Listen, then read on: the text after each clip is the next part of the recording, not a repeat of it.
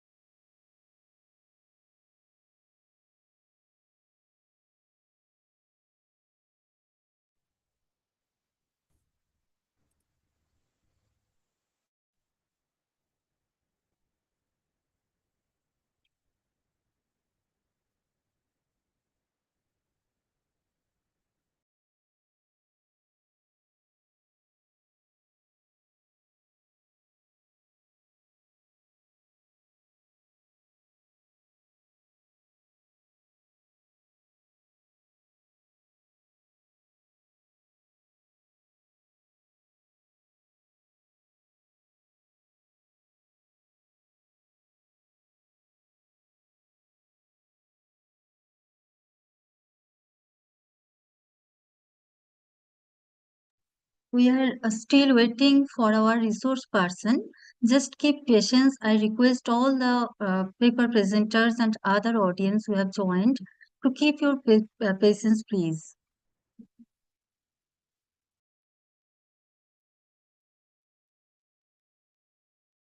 Hello, ma'am. Hello. Yes, please. Yeah, this is Dr. Mohammed Sahil. I am the co-chair of this session. Yes, yes, yes. Yeah. Okay. So, Today is Friday, so I am going for prayer from 1 to 2 o'clock. okay, So okay, okay. can you manage it? Okay, what should Sorry for I? inconvenience. So, may I start, sir? Because within that time, within the introduction, I think our Yeah. chairperson will join. Okay, okay. Okay. Thank you, sir. Thank you. Still, I'm giving a ring to her so that she can join it quickly. Okay, sir? Thank you. Okay.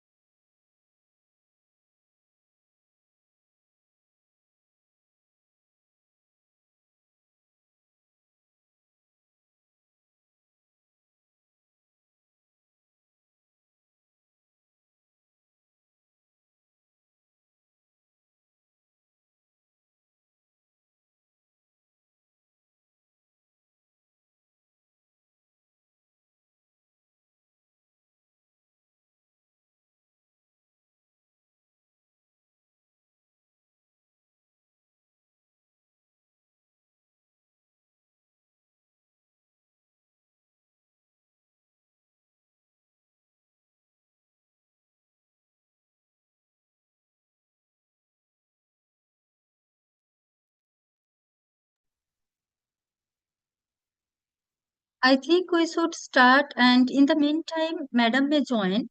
She is facing actually some technical difficulties. We have tried our best to help her. Uh, I hope she will join very soon.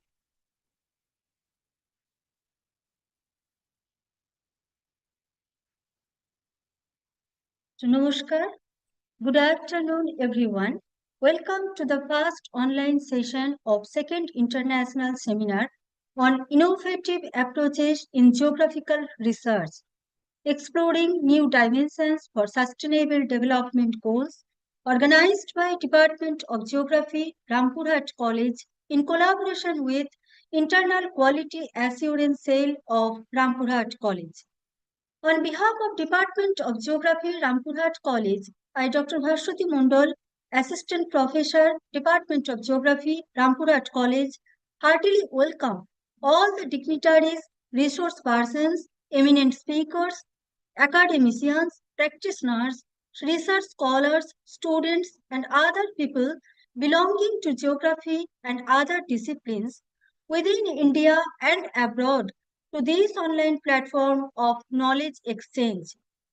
First of all, I would like to welcome two eminent speakers of this session. Our first speaker is Professor Dr. Nilanjana Das Chatterjee from Department of Geography, Vidyasagar University, West Bengal. And our second speaker is Dr. Mohammad Munir Hayat Khan from INTI International University, Niloy, Malaysia.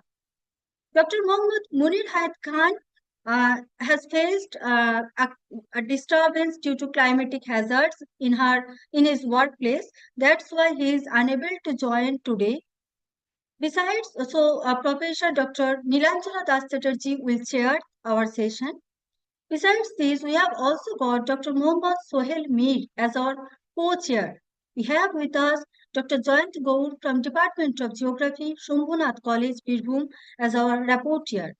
We have total 9 paper presenters from India as well as outside of India who will present their papers in this session. Before starting this lecture, I will introduce Nilanjana Das Chatterjee Madam. Madam has joined just now. And this is very good time that Madam has joined at right time. Welcome, Madam. I was just going to introduce you. Okay. Yes, ma'am. Actually, I'm joining from my mobile number. Okay, Okay, no, no because problem, ma'am. No problem. okay. Ma'am, if you So kindly put on your video, ma'am. yeah, I'm trying. Okay, Okay, I'm okay, ma'am. trying. Okay. So just let me introduce you. Although I know that you don't require any sorts of introduction, you are quite popular, and we are a regular reader of your research articles and books, etc. So Dr. Nilanjana Das Chatterjee is professor and head of the department in the Department of Geography at Vidyasagar University, West Bengal, India. She is serving this department for 18 years. Before joining this department, she served Haldia Government College under WBHES for more than 4 years. Her principal areas of interest are landscape ecology, urban land use planning, environment and biogeography with special reference to forest ecology, human-elephant conflict, folk and indigenous culture, and women-related issues. She emphasizes for spatial evaluation strategies for urban ecology and green space management. She has completed a major research project on human-elephant conflict and a research program on geospatial analysis of crime against women in West Bengal. Currently, she is pursuing another major project funded by ICSSR on indigenous knowledge and environmental conservation among the tribes of Jungle Mahal. She is an IUCN CEM member since 2017. She has published more than 100 research articles in high impact factor science citation indexed journals. Her collaborative research works are published in books by international publication houses like Springer, Routledge, Elsevier, etc. Along with publication, she delivered many lectures, especially on urban environment and women-related issues. 10 research scholars achieved their PhD degree under her guidance, and 10 research scholars who were awarded their MPhil dissertation under her supervision. As a teacher, her passion is to nurture a good student-teacher relationship. Welcome, ma'am. We heartily welcome you on this online platform. Although we miss you for not being with us in offline mode, but still, it's our great opportunity that we have with you in online platform. And simultaneously, madam, I should also introduce our co-chair and also our rapporteur with you and also with our audience. So it's my duty also as a session coordinator. Just let me 2 seconds. So, Dr. Nilanjana Das Chatterjee is professor and head of the Department of Geography, Department of Geography, Shambhunath College, Birbhum, as our rapporteur. We have total 9 paper presenters from India as well as outside of India who will present their papers in this session. Today, Dr. Mohammad Sohail Mir will co-chair the session. Dr. Mohammad Sohail Mir holds an MSc in Geoinformatics from the University of Kashmir and a PhD from Satyabama Institute of Science and Technology, Chennai. With over 6 years of experience, Dr. Mir has made significant contributions in the fields of remote sensing, GIS, GPS, disaster management, earth sciences, climate change, cyclone and precipitation mapping, flash flood forecasting, geospatial modeling, health GIS, etc. He has authored more than 30 research papers in prestigious international peer-reviewed journals. Currently, Dr. Mir serves as an assistant professor at Satyabama Institute of Science and Technology, Chennai. And Dr. Jayant Kaur, who is acting as a rapporteur in this session, Dr. Jayant Kaur is an assistant professor in geography of Dr. Shambhunath College, Lapur, Birbhum, located in West Bengal. He has completed his graduation and master's from Vishwabharati University with specialization in fluvial applied geomorphology. He was awarded PhD degree from Vishwabharati in 2012 on fluvio-geomorphological environment in Matla Bitaduri interview of South 24 Parganas.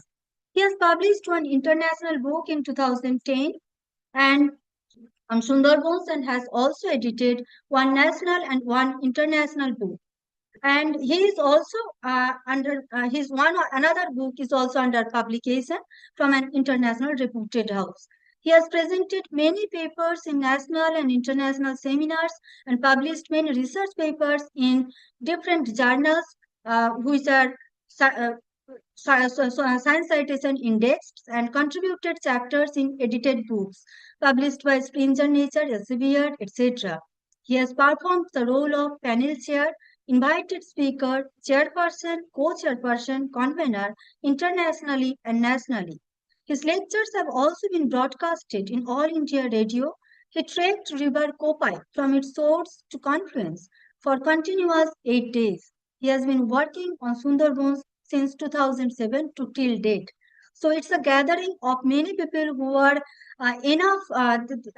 they are knowledgeable, and I hope there will be exchange of knowledge, and we hope a very good session. And total we have 9 paper presenters in this session, and they will present their papers by name. I just call them just Mr. Surojit Banerjee, Mr. Khalid Karanguli, Mr. Goulam Ilangbang, and Dr. Abuja Manglam Singh, Mr. Chanu Sutrodhar, Mohammad Tawfiq Ahmed, Miss Purnima and Swati Singh, Miss Ankita Misra, Mr.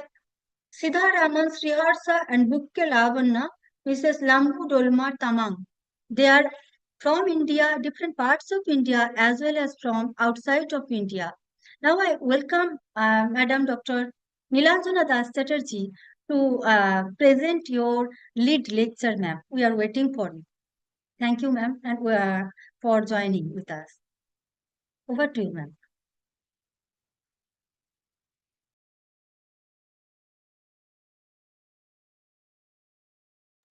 Ma'am, you are muted. Please unmute yourself. Yes. I'm sorry that my PPT is just uploading with this. No, ma'am. No, ma'am. It's okay. It's okay.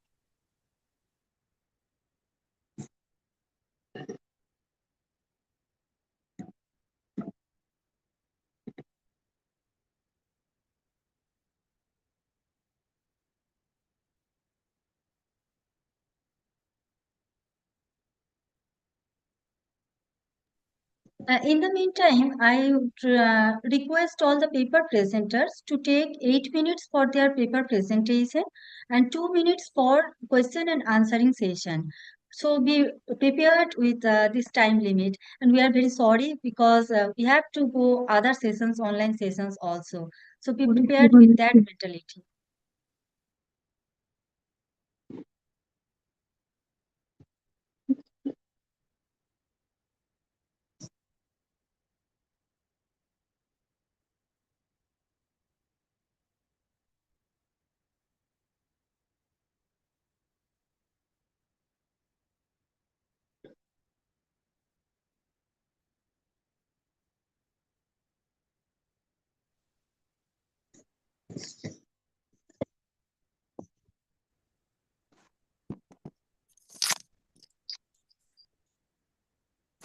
Okay, am I audible?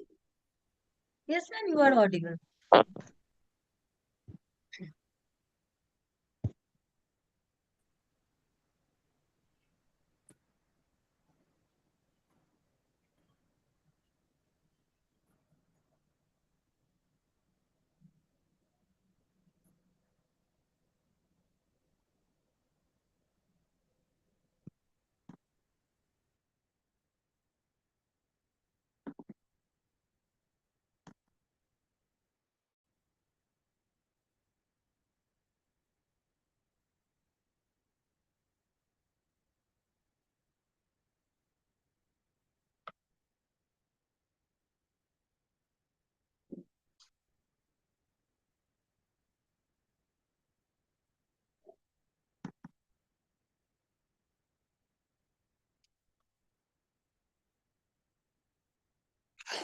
Recording in progress.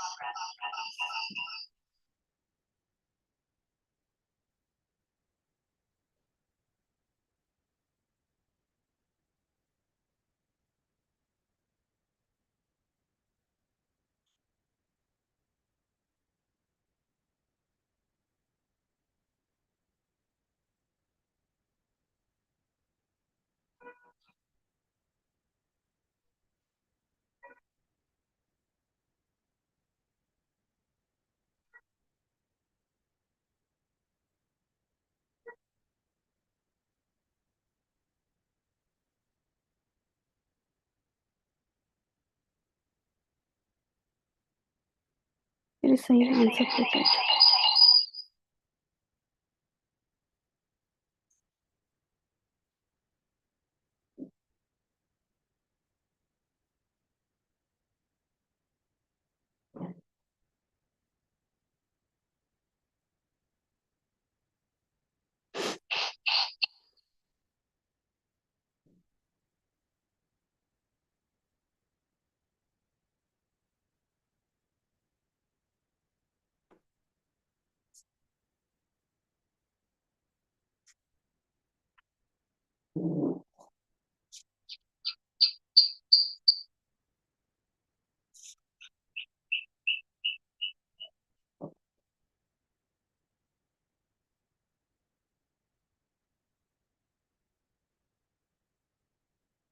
So can you see my PPT?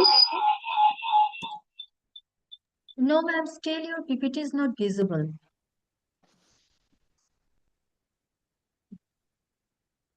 Ma'am, please share your screen, then Yes, yes, I have shared.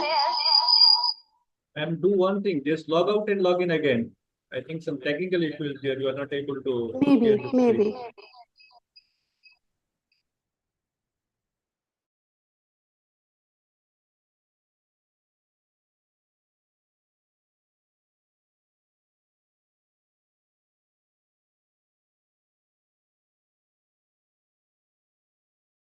Hello.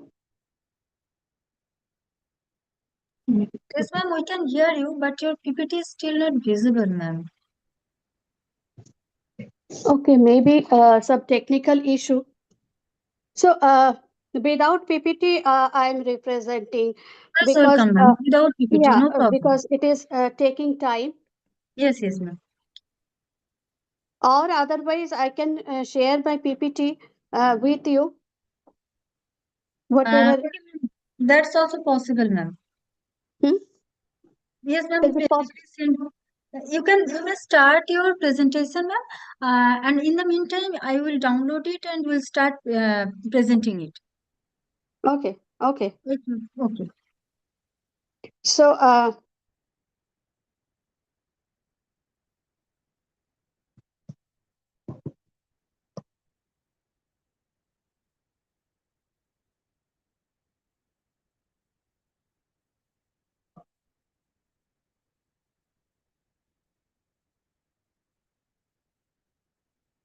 okay, I have just shared my PPT with you with your WhatsApp number. Okay. Yes, ma'am. I have got it. Give me some time to download and present it.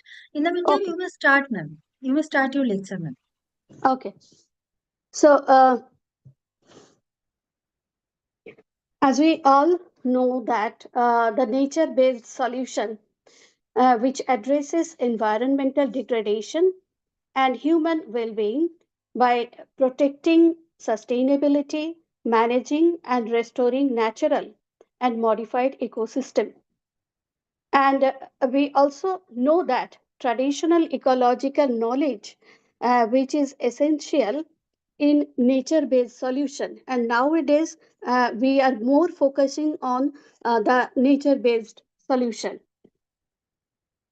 And when we are talking about traditional ecological, Ma'am, just a second. Ma'am, as it is a large file around 75 MB, yeah, there it will are so yes, many, it will uh, take ma'am yeah, many times. So it's images are also better. there. And Okay, no problem, ma'am. Just if you please put on your video and just give us lecture, that will also be very yeah, useful yeah, resource sure, for sure, us. Okay, sure. okay, sure.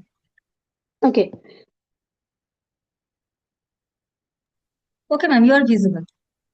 Okay.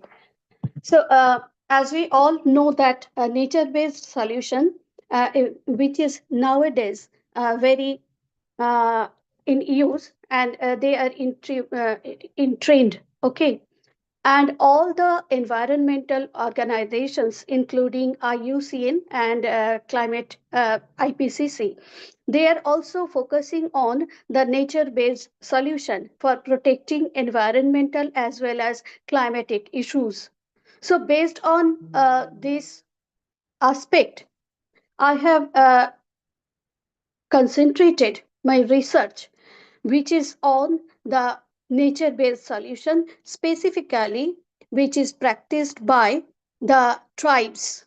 Because we all know that traditional people or the indigenous people, is more intricate, and it is through their tradition they are practicing this nature based solution, which is nowadays in trend. Please change the slide. Yeah.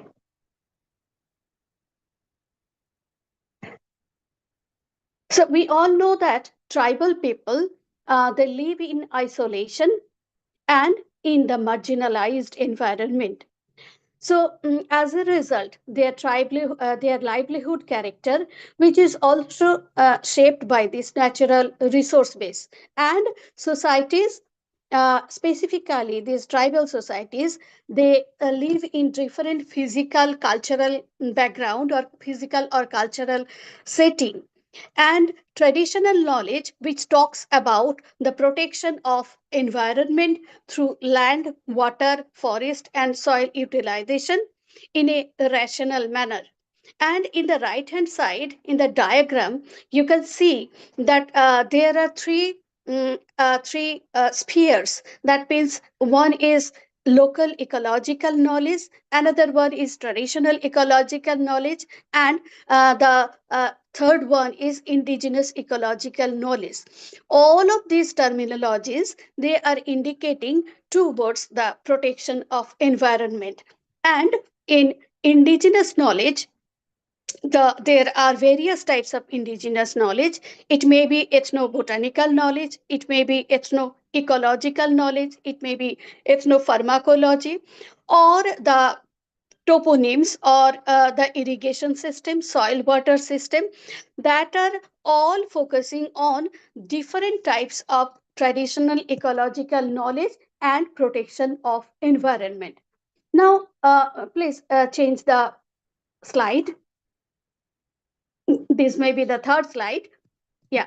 Uh, in nature based solutions, particularly the conservation and restoration of forest, and specifically for climate change and biodiversity conservation, nature based solutions have risen sharply the sustainability agenda.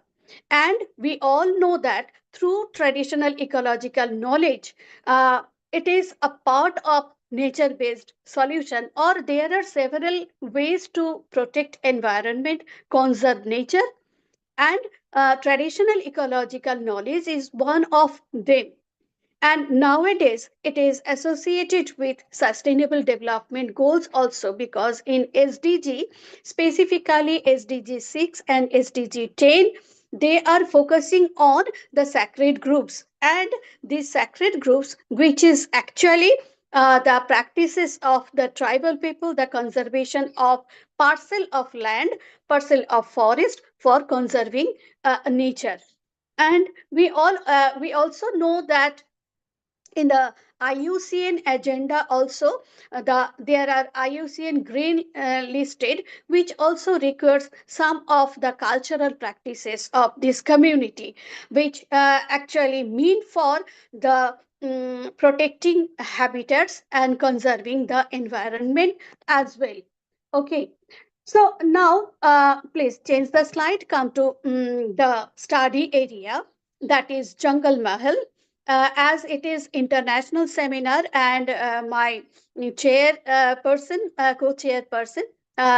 he is from outside India. So I'd like to introduce the study area with you also. That is Jungle Mahal, which is a region of the southwestern part of West Bengal state, and in physiographically it is characterized by Chotanagpur Plateau, and administrative boundary, which is consisting of 4 districts of Bankura, Purulia, Paschim Medinipur, and Jhargram districts. And not only that, there are 26 blocks, and the total area, which covers 8761, more than 8,000 square kilometer area. And the climate of this area is tropical, subtropical zone, and moist and subhumid type of climate can be seen here. But the important thing what I want to consider is that the tribes who are living here, like Santal, Loda, Bhumij, Koda, Sadar, Orao, and Birhor, this is consisting of the total area consisting of more than 75% of the tribal population. They are inhabiting in this region. So, Madam, sorry to interrupt. May I share your PPT? I have downloaded yes, it. yes. Okay, I'm trying my best. Okay. Ma'am, he is Dr. JayantaDas, our rapporteur, and he is trying to present it, ma'am. It will help you. Okay. Okay.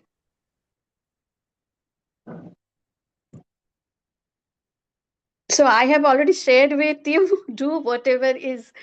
Yes, ma'am. We are trying because I have logged in using another account, and my account is not logged in here. That's why I couldn't download in this laptop.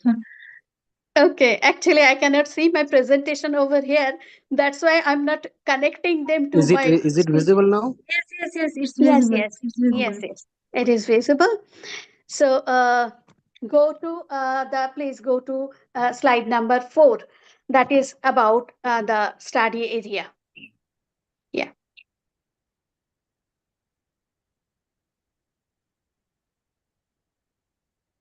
Slide number 4 only. Actually, this is iPhone 100. Oh, okay. Okay. So go upward, and not downward. Go upward, please. Yeah. No, Dada, up scroll karo.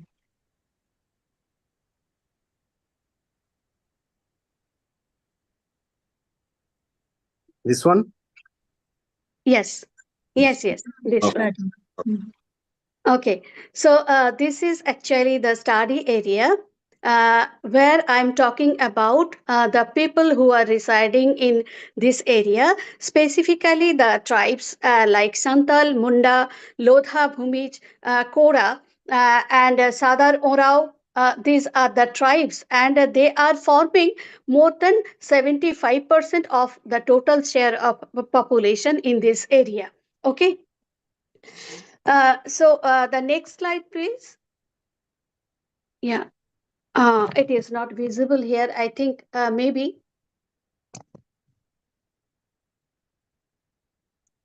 This one? No, the previous one, type of That is not visible. that is not visible. The diagram which is not supporting in your phone. iOS. However, in this slide, I have shown actually the types of nature-based solution. That means through which we can identify in what way nature-based solutions are actually working. And these are supporting the forest carbon project, coastal ecosystem protection, wetland restoration, biodiversity conservation, nature-based solutions for carbon offset also, and traditional management and practices. So there are several dimensions of nature-based solution, and I am focusing on the traditional management and practices as well as biodiversity conservation and ecosystem services. Okay. So the another aspect of nature-based solution is conservation of any area. And in tribal language, it is known as sacred groups. So I'm working on specifically on the sacred groups, which are actually the definition as provided by IUCN. Sacred groups are the worshipping place which is existing in nature and are considered as sacred natural sites. And these sacred groups are considered as repository of local biodiversity, and sacred groups are also the reservoirs of many traditional medicines also. So when we are talking about nature-based solution, they are, as per their tradition, they are conserving nature. And the thing is that in a traditional way, they are conserving nature, which is existing from times immemorial with their culture. The next slide, which is showing actually the types of sacred groups or the natural places, or the in other word we can also say it, sacred groups are the tracts of virgin forest which affluent the biodiversity. There are different types of sacred groups which we can identify in this jungle mahal area. It may be on the base of sacred deity. It may be based on the preservation of any particular religion or any particular faith or any particular tradition, or at the same time separate environmental philosophy is also lying under the establishment or maintenance of sacred group within a particular area. And in geography, we have heard about toponyms, and like other geographical names, there are also several toponyms that are used for identifying the sacred groups in the study area. In all over India, in Devarai, Maharashtra, it is known as Devban. In Himachal Pradesh, in Kerala, it is known as Gavu and Kovikadu in Tamil Nadu, and in West Bengal, it is known as Than. And the specifically, we have heard the name of Jahir Than, which is very common for the sacred groups of the Jungle Mahal area. Next slide. On the basis of sacred groups, we can classify them based on the boundary, based on the position of the sacred groups, whether it is located in the middle of the village or the marginal area of the village or the fringe of the forest inside the forest area. Likewise, we can identify the locational variation of sacred groups as well as based on the gender of worship deity. That means be it male, be it female. Based on that, we are also identifying the sacred groups, and based on the human nature relationship also, we can also segregate sacred groups. Now come to this next slide. It is about the characteristics of different sacred groups. That means in some area we can say that it is devoted to some deity, some common trees also, or the water body, or any area, open area, that can also be considered as sacred in tribal culture. Okay. And here in the next slide, we can identify there are three areas of Paschim Medinipur, Jhargram and Purulia. These are parts of Jungle Mahal area. And in this map, we can identify the sacred groups we have visited during our survey. And here in this platform, I acknowledge the financial help of ICSSR because it's an ICSSR funded project, and that is focusing on the ecological importance of sacred group also. And here you can identify we have Jayanta, visited Jayanta, more than Ha, 47 ha. sacred groups in the just a study second. area. Come to the You will, next slide. That I am is presenting here. I am sharing. Okay, okay, okay, okay, okay. Okay. Just a second. It will be Okay. shared from laptop. It will be okay. Now you can see, ma'am.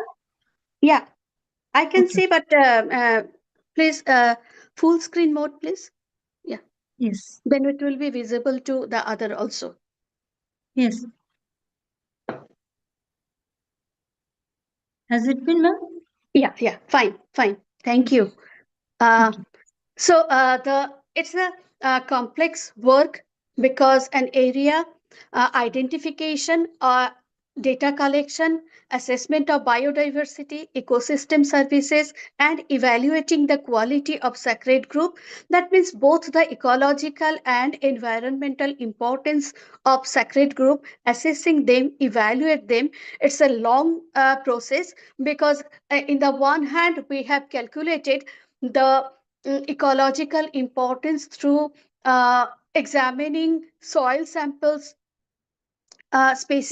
specimen from the forest, and on the other hand we have covered the cultural aspects also. So ecological census, mensuration technique, biomass and soil collection and analysis that are also been transacted along with the satellite images, analysis, explanation, and including IUCN data. So this is the total framework of this research work, where we have used both the traditional social cultural methods, that means ethno-geographic method for collecting cultural and social data, as well as for analyzing the physical data. We have collected soil, tree or plant specimen for analysis. And of course, we have done biomass estimation and SWOT analysis for each and every sacred group along with the carbon stock estimation, because NPSS, which is focusing on estimation of carbon stock, that means how far it is applicable for climate degradation, like any other environmental management methods. So please, next slide. Yeah, thank you.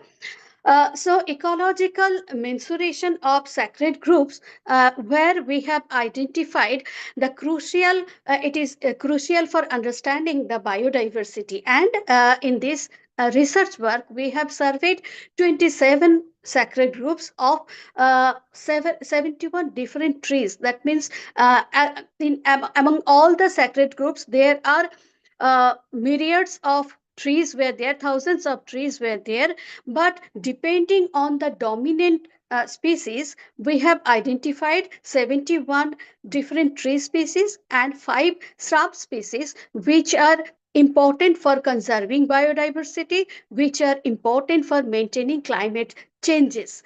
So most of the dominated and sacred tree is sal to all the tribal people of this study area. Sal or Soria robusta, this is one of the dominant sacred plant for all of them.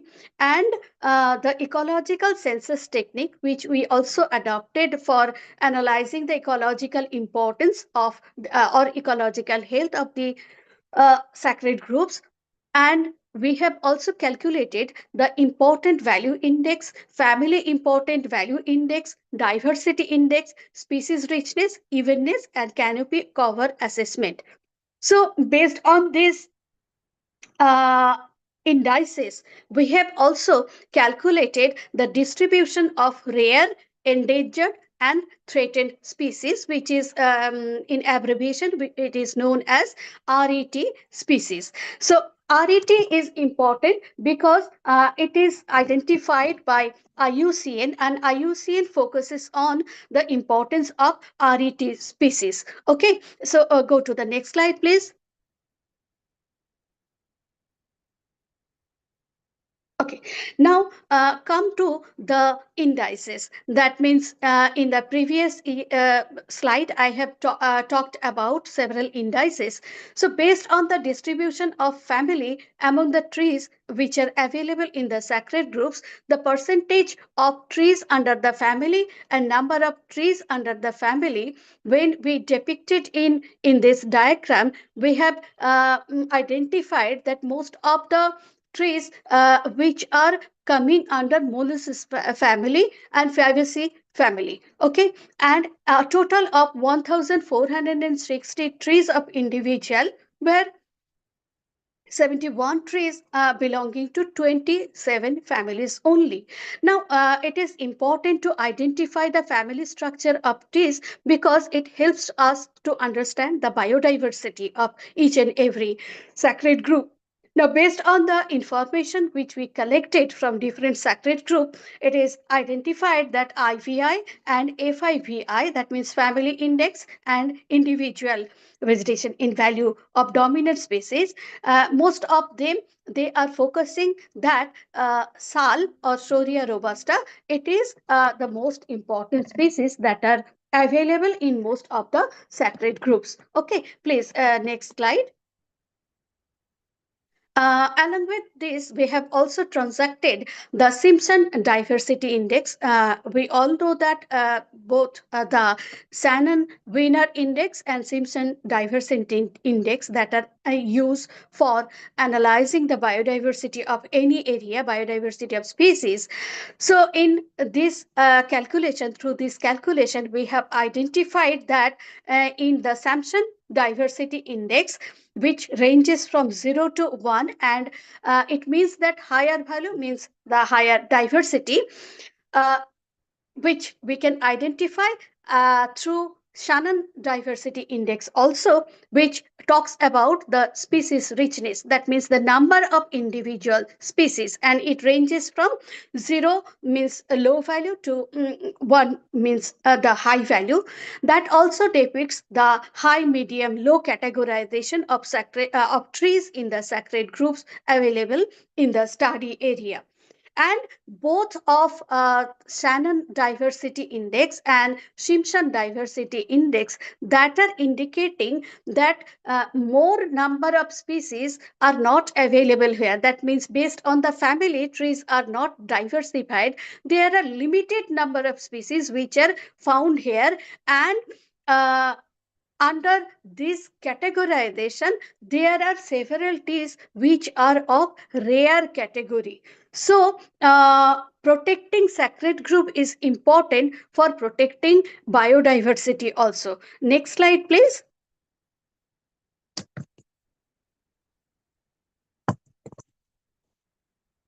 And yes, the Manning's Richness Index, it depicts that number of different species present in particular community, and high species richness means greater the number of distinct species, and low species richness means less number of distinct species. Okay, so based on that, we have also we have also calculated the species evenness index. And in species evenness index, we have identified that most of the sacred groups, they are representing tropical dry deciduous type of species which are available in the study area. And richness index, that means Manning's richness index, which also shows that the value is low in terms of richness. That means individual species, the number of individual species which are less in the sacred groups. That means the species became rare in different sacred group area. Next slide, please. Okay. So along with this, we have also calculated the canopy coverage of sacred groups. This canopy coverage is important because it maintains the temperature, humidity, nutritional capacity, and fertility of the sacred groups, as well as it works as a carbon stock area of that particular region. So canopy layer, it is the layer that spreads out and covers an area. And based on the canopy cover of the sacred groups, we have identified that most of the sacred groups, that percentage of sacred groups that are that have high density of canopy, which are representing 18.51, but most of the sacred groups, they are representing medium type of canopy cover, and 7% comes under low canopy cover. So it is to mention here that as most of the sacred groups are representing medium type of canopy cover, we have to improve the canopy coverage of this area by protecting these sacred groups. As the sacred groups will become more mature in nature, the canopy cover will increase. We can say like that. So maintenance of canopy cover is important for the study area. Not only this, the distribution of rare, endangered, and threatened species that are also, next slide, please. Yeah, the distribution of rare, endangered, and threatened species that are also dependent on the health of ecological health of the sacred groups. Here in this slide, you can identify that based on the IUCN categorization, we have identified different type of trees, and in IUCN category of trees, we have identified that among a total of 71 plant species with 1460 number of individual that are collected from several sacred groups, only 38% of species have LC, 3 species have VU, and species with 2 species with endangered. That means whether these are less challenged, less vulnerable, or endangered, or not threatened. So these are the several categories that are given by IUCN list, and we have identified that 38 species of available in the sacred group, they are less concerned. That means sacred groups that are protecting the tree species and animal species in a very natural way. So if we conserve, if we protect these sacred groups, the species conservation will automatically will be managed. So here in this diagram, we can see that availability of less challenged sacred group species that are available in most of the area. Okay, please, next slide. Now come to the total carbon stock of the different sacred groups, which is dependent on the canopy cover also. The highest total carbon storage capacity stocked in Ranga Jaher Than, which is located in the Jhargram district, and the lowest, which is available in the Shitola Buridhan.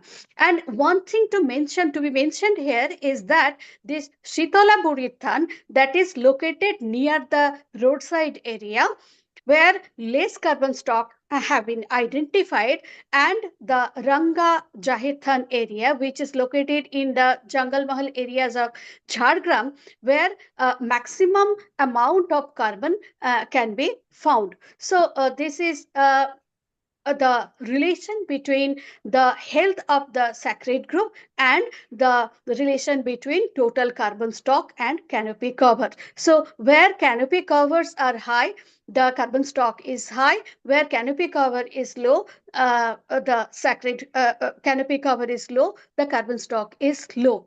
And in our previous slide, where we have identified that most of the sacred groups, they are representing medium canopy cover.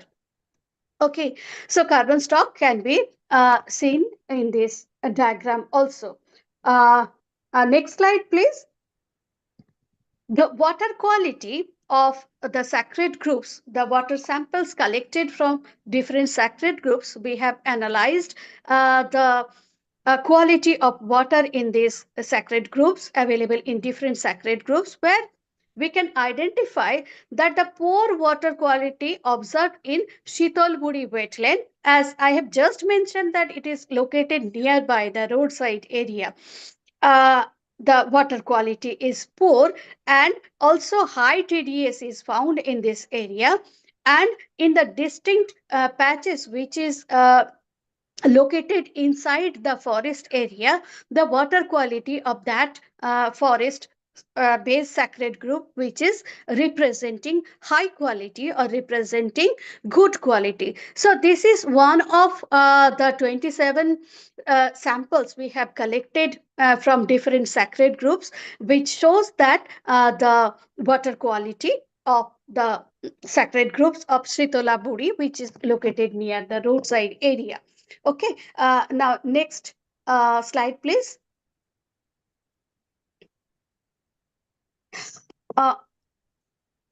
Along with the physical quality of sacred group, I have told you that along with the physical quality and ecological quality or environmental quality, we have also to find out the role which is played by this sacred group. Along with this physical quality, there are several religious, cultural, political, economic, psychological factors that are also maintained by different sacred group areas.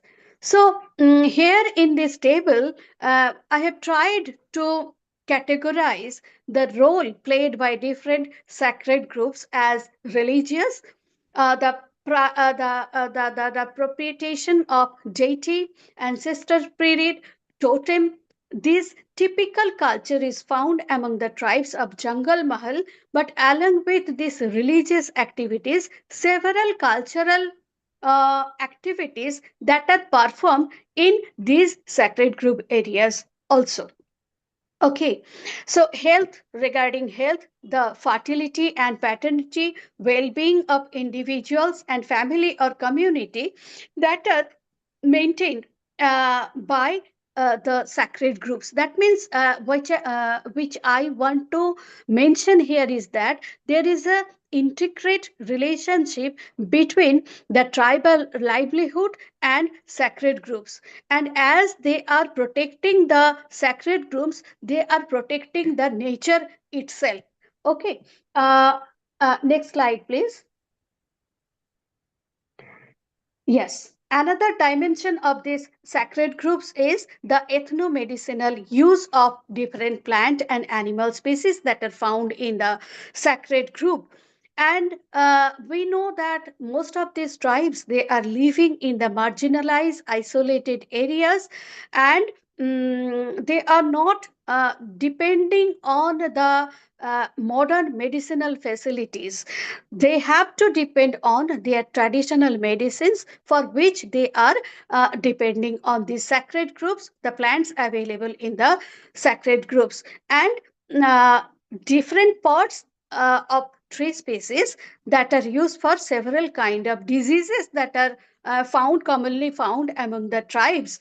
And they have used the fruit, flower, seed, bark, latex, each and every part of the species available in this area.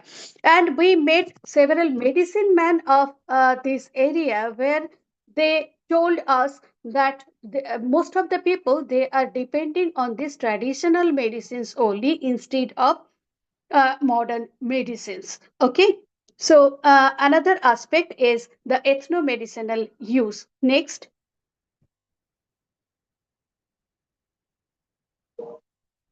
So along with this, the ecosystem services. Next slide, please.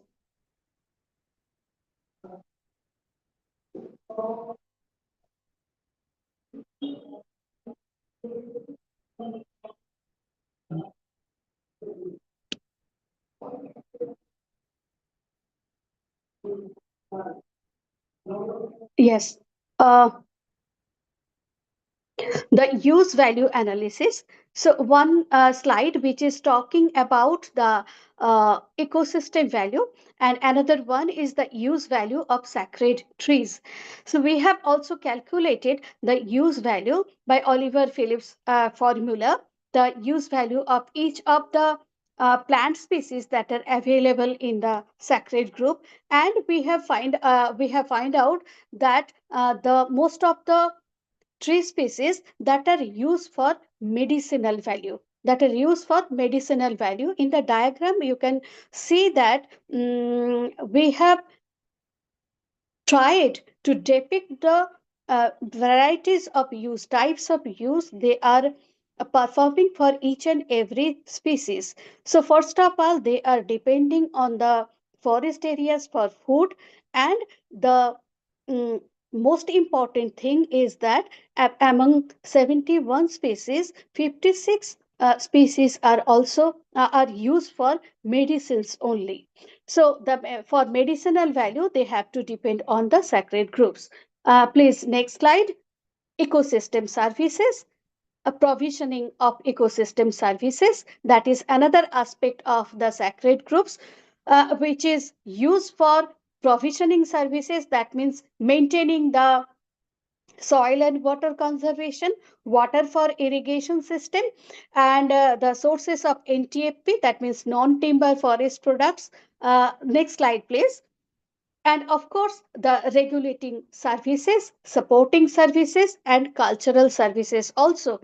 I'm not going into the details of that. Supporting services, that means carbon sequestration. For carbon sequestration, these sacred groups are considered as one of the important sites within a region. Next slide. Next to next.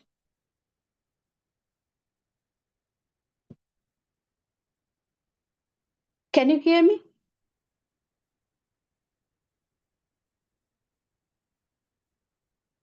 Next slide. Yes. In this slide, you can see that the cultural aspect of the tribes of this study area, for each and every cultural practices among different tribes they are inhabiting in this study area, they are depending on forest. They are depending on natural resources.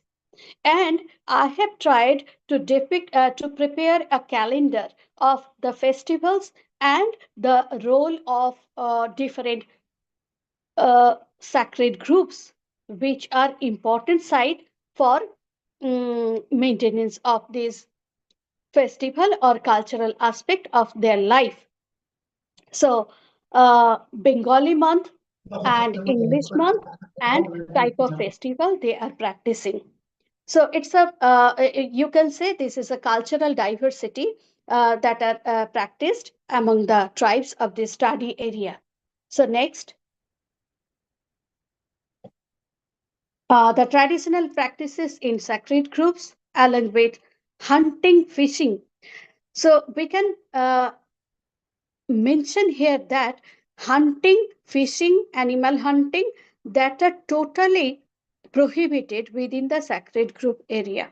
Okay, so some common practices and beliefs which are related to the sacred groups maintained by local people protecting and management of sacred groups. I have pointed out some of the points. So another thing is point number 7. Entry with shoes inside groups premises is strictly prohibited. That means they are worshipping nature. In their traditional culture, they used to worship nature, and orally transmitted facts of any incidents causing a fear that are practiced to protect anybody to enter into the sacred groups. So these are many of the practices, these are some of the practices which is maintained by the tribal people to protect sacred groups. Next please. Yes, the way of traditional practices, total number of sacred groups, that is forest and that is covered by forest and tree. Uh, that means what I try to depict here is that not only the parcel of forest, but a rock, a traditional idol, and water body that also be considered as sacred in tribal culture. And as they are considering these sites, these rocks, the idols as sacred, they are maintaining, they are protecting the forest and trees, rock, and other water bodies also. Okay, next. So a number of sacred trees is studied in the Jungle Mahal area. Among the 27 sacred groups, a dominant tree is sal or Shoria robusta, and the second dominant tree is bot, which is commonly, which is in botanical term known as Ficus bengalensis, and with the distribution of three, it is distributed in the three distinct sacred groups. And in the picture, we can identify the nature of trees that are available in the study area. Now come to the last slide, that is the present threat. Next slide, please. Yes, present threat and preservation of the sacred groups. So these are some of the threats which we identified when we have visited different sacred groups. We have identified that the main strength of the sacred groups, we have done SWOT analysis for each and every sacred group and identified the strengths, the weakness, the opportunities and threats of each and every sacred groups. I will request you to focus on the opportunities part. So, development of scientific research on ecology, ethnobotany, and climate science. These are important aspects to protect nature, and in the sacred groups, the traditional people, they are already practicing this. But along with this, there are some threats also. That means the demoralization of irreducible moral value with the modern culture, and substitution of tribal culture with Western culture. This alteration that are dangerously affecting the tribal culture and practice of their traditional cultures. Okay, so now come to the next slide. These are the major threats that are prevailing in the sacred group areas. The collection of baby birds, water pollution, agricultural practices, forest fire. These are very common threats, major threats to the sacred groups. And for protecting the biodiversity, we have to maintain, uh, uh, we have to think about these major threats which are affecting on the sacred groups. Next slide, please. Along with this, we have also suggested some management practices. That means engaging the government. In some places, we have identified, we have observed that government notice boards are there, which are saying that entry is prohibited to the sacred group, or kind of that notices. But local restrictions is also required, local protection is also required. And of course, most of the sacred groups, as they are located in the forest area, involvement of forest office, that is also required, and landscape restoration, that are also required with community involvement. So these are some of the management strategies which we suggested after visiting the sacred groups, because these are one of the important mode of nature based solutions. So we have suggested these things. And the last slide. Yeah, the major findings of the study, that means sacred groups are exist in many different form, in form of temple, in form of tree, in form of pond or water body.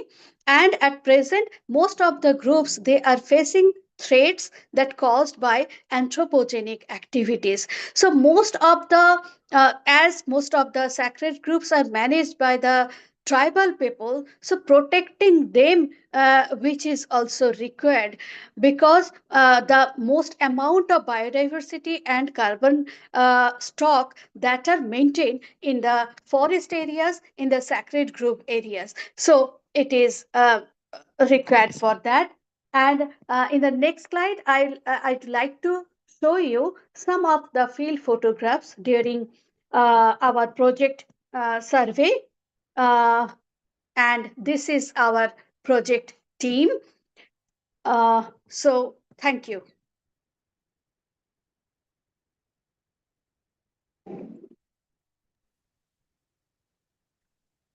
Thank you so much, madam, for your such knowledge gathering, knowledge enriched speech. We are enough fortunate to have you on this online platform. I, so I we are very sorry because we are running shortage of time. So I am not in a position to allow the audience to ask any question. Madam is very renowned, and her information, contact numbers are available on website. If you want to know anything related to this session, you can directly contact Sure, contact her. Hi, sure. Yeah. Yes, yes. So, ma'am, we are not wasting time. Already, Professor Munir Hayat Khan, he is not able to contact us because of the climatic condition present there. But he has shared a video of his lecture. But due to certain technical difficulties, we are not being able to run this video. So we are directly going to the paper presentation session, and you are the chair of this session, and Dr. Sohail Mir, he is the co-chair of this session, and we have total 9 paper presenters. And as you see that we have only 45 minutes. At 2 o'clock, the link will automatically cut. So that's why I I request all the paper presenters to limit your presentation within 6 minutes, and 2 minutes will be available for question and answer session. I apologize for this shortage of time to all the Sure, paper sure. And presenters. for technical reason, some time Yes, is yes, up. yes, Yeah. yes, yes, yes. Got. So first paper presenter is Mr. Surojit Banerjee. Are you present here, Mr. Surojit Banerjee? No. Next, Mr. Khalid Karanguli. Yes, I am here. Okay, okay. Please present your paper. And I also request our rapporteur, Dr. Jayanta sir, to make him alert about the time. 6 minutes for paper presentation and 2 minutes for discuss. Okay, madam. Okay, sir. Okay, good afternoon, everyone, and thank you for having me today at the IAGR seminar. It's a pleasure to present my research to all of you.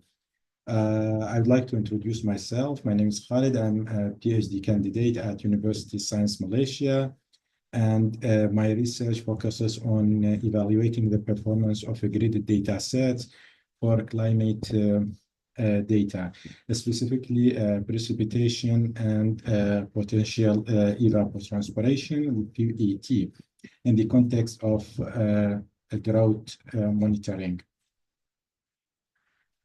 Meteorological data is essential for hydrological modeling, agricultural planning, and climate impact assessment, including drought monitoring. And all of us know that ground station data is essential for these kinds of analysis, and because it's reliable and give us a long data series. But unfortunately, some areas like Iraq suffering from data scars and some security reasons, the station data are unavailable. So it's need to search for another solution to get the data. Grid data sets nowadays provide spatial, continuous, and satellite data observation, and it can be act as an alternatives for station data for analysis of climate impact.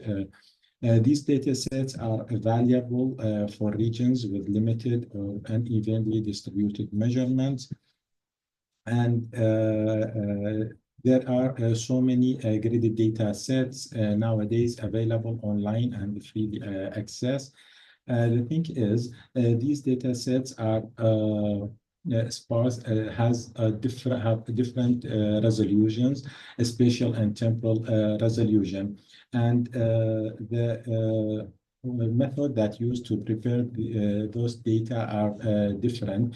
They use different interpolation methods, and the accuracy of these data sets need to be assessed before it can be used for the analysis.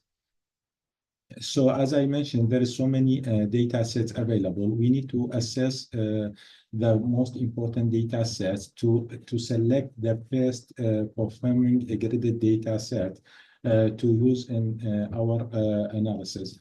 A systematic evaluation using statistical indices like R-squared with mean square error, Nash, KGE, extra, have used by many researchers to evaluate the performance of these graded data sets. However, some of these data sets perform differently across different stations, across different metrics. So the conflict appear.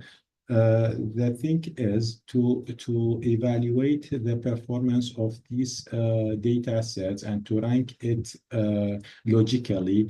I applied in this research what we call it the compromise programming. It's considered one of the decision-making tools to rank and select the best performing data sets.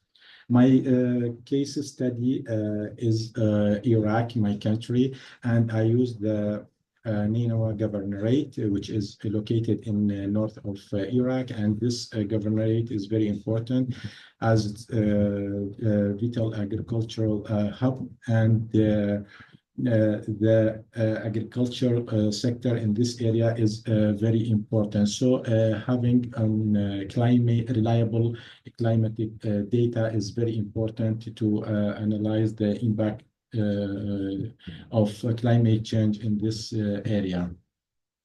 The materials and the methods that I have used the 7 ground stations data in the governorate, and these data from 1992 to 2013, because after 2013, due to some political and security issues, the data unavailable, unfortunately. That's why we are searching for alternatives. Graded data sets I have used for precipitation. I used terraclimate, CHIRPS, and TAMSAT.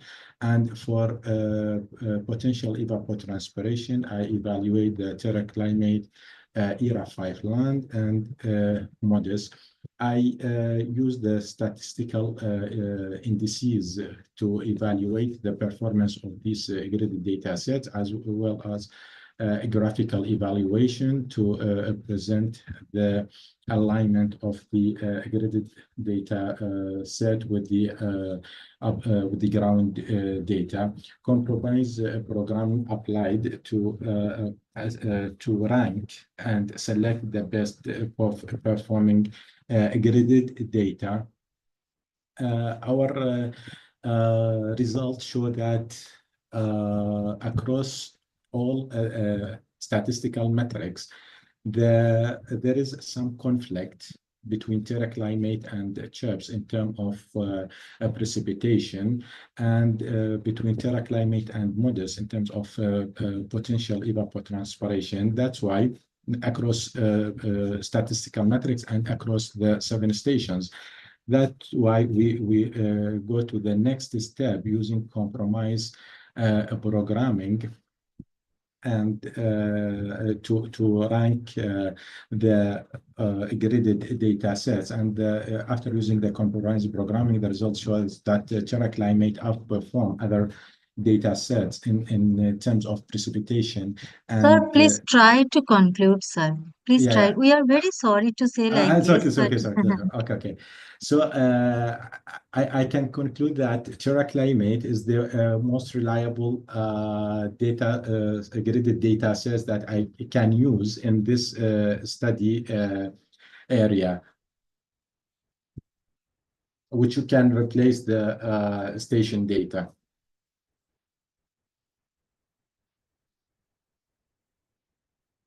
Okay, thank you. And I'm sorry because I know the time is limited. No, we should say sorry. Anyway, now the floor is open for discussion.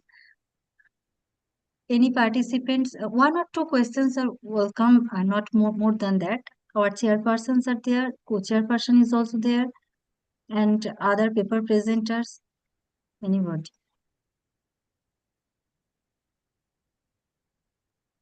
You can go for next, ma'am. Okay. So the next paper presenters, Mr. Gautam Ilangbam. Yes, ma'am. Yes, ma'am.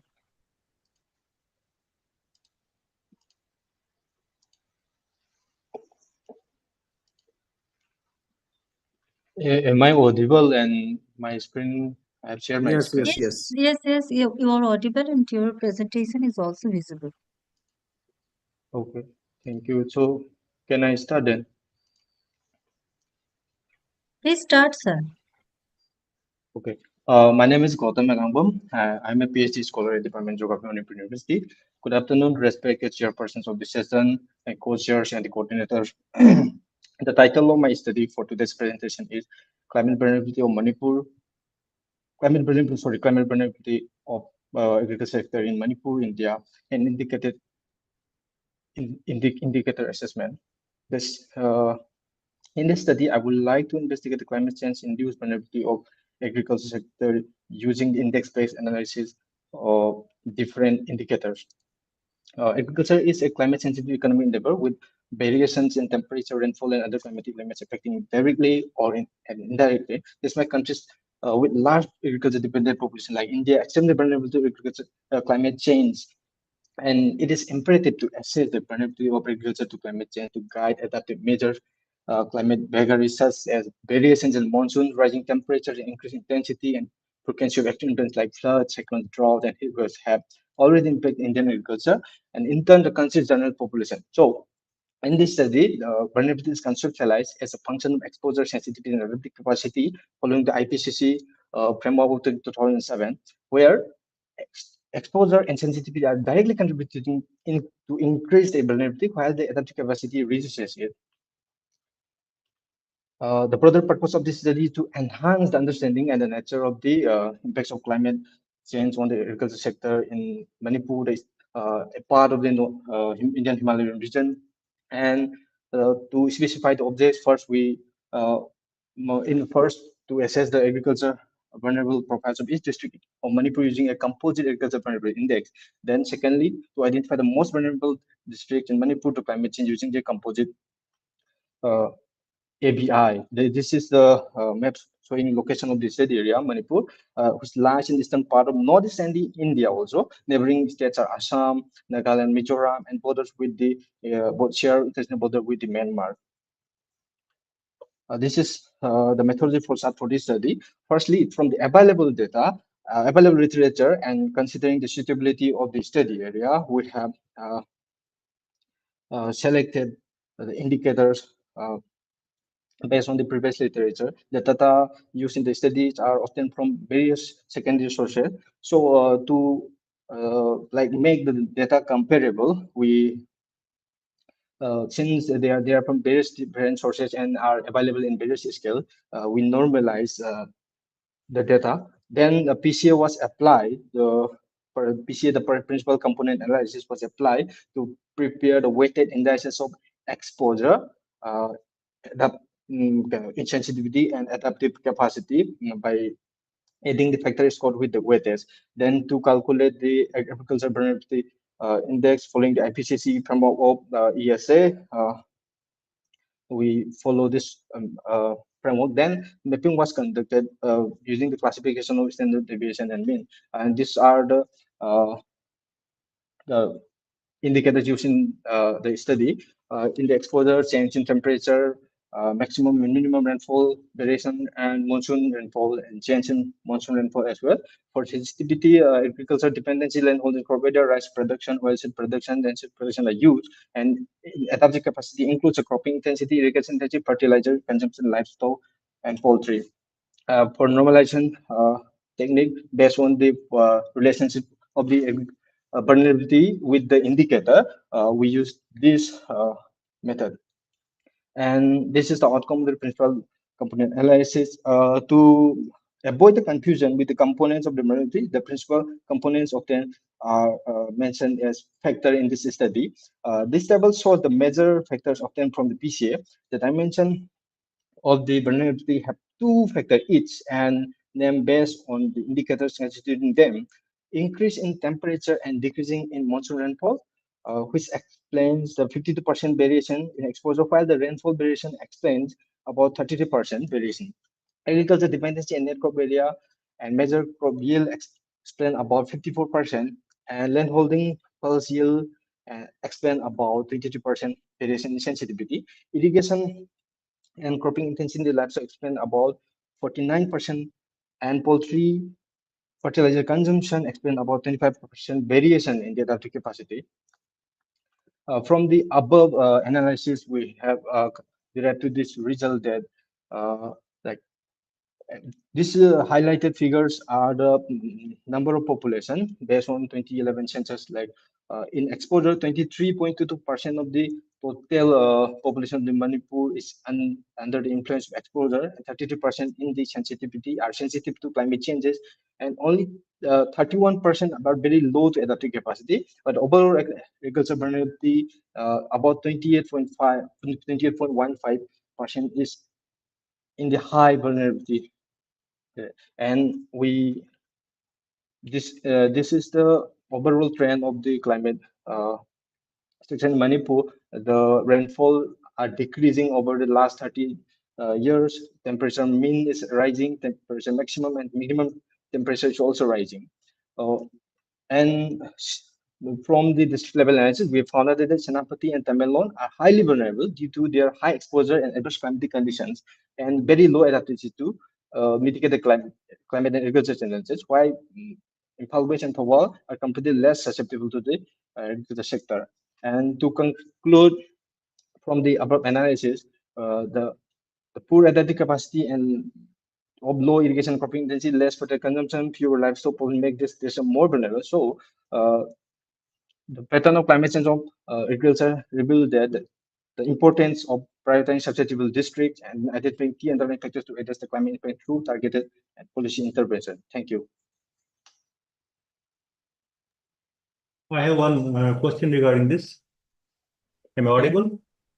Yes, sir. Yeah, how you can justify the change in precipitation has impacted the agriculture sector? So mainly in Manipur, sir, the most of the agriculture is dependent on, sir, this rain-fed areas. So that's why, sir, It is rainfall or precipitation? Rainfall, sir. I'm sorry for mentioning the precipitation. It's rainfall dependent sector in Manipur. So there is no glacier in that area which feeds this. No, sir. No glacier is available. No glaciers. Okay, so you have to mention only rainfall. Yes, sir. Sure, sir. So somewhere you were mentioning the precipitation.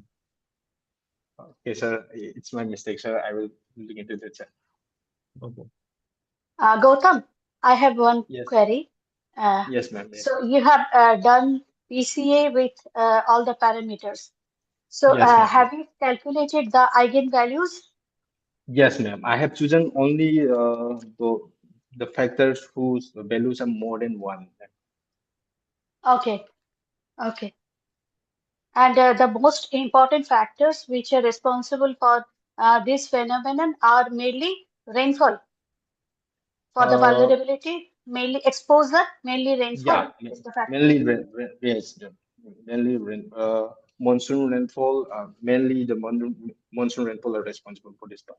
So I think anthropogenic factors, which are also responsible for that.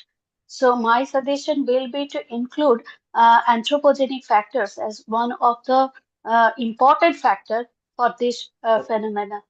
Yeah. Okay, ma'am. Okay, thank you, ma'am. Thank you. I will show One you. more suggestion I am having. Indeed, the research is very good, but if you are including the socio-economic factor in this, I think it will be a good amount of research, and it will be like we can use for n number of things for this research. Okay, sir. Okay, sir. Socio-economic factor you can include.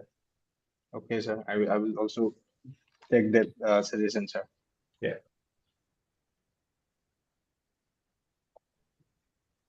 I think nobody is having queries, so you can close. Yes, sir. So may I call the next paper presenter, Mr. Chanu Sutrodhar. Mr. Chanu Sutrodhar, I hope he is not present. Okay. So the next one is Mr. Muhammad Tawfiq Ahmed. May I audible? Yes, you are audible. Please start presenting. Okay.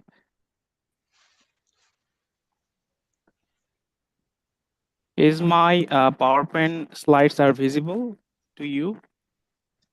Obviously, Yes, it's visible. Yeah. Okay. So thank you very much for having me. It's a great pleasure for me to present my paper in this conference. Let me introduce myself. This is Tawfiq Ahmed, MPhil Fellow, Institute of Bangladesh Studies, University of Rajshahi. And my topic is evaluating diplomatic strategies of Bangladesh in securing international climate finance. So let's get started.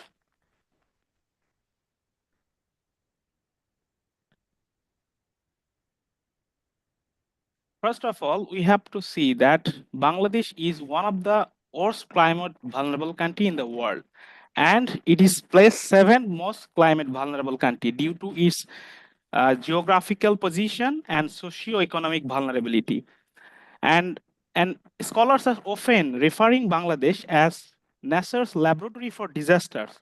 This is why, because Bangladesh faces countless number of natural disasters. So if I show the next slides,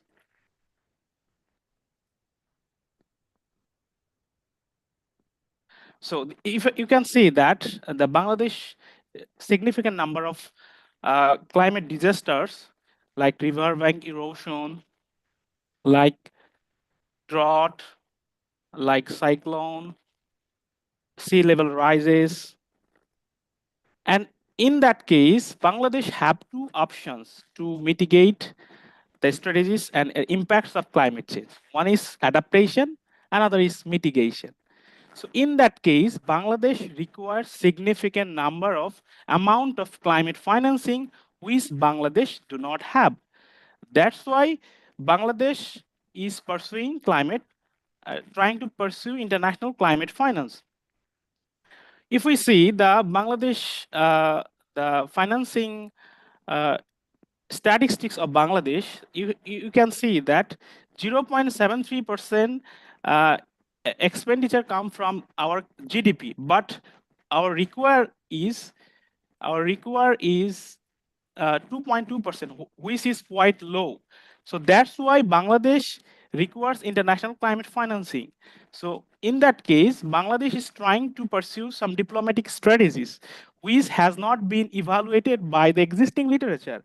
So my research is trying to fill that gap by incorporating evaluation of these existing diplomatic strategies.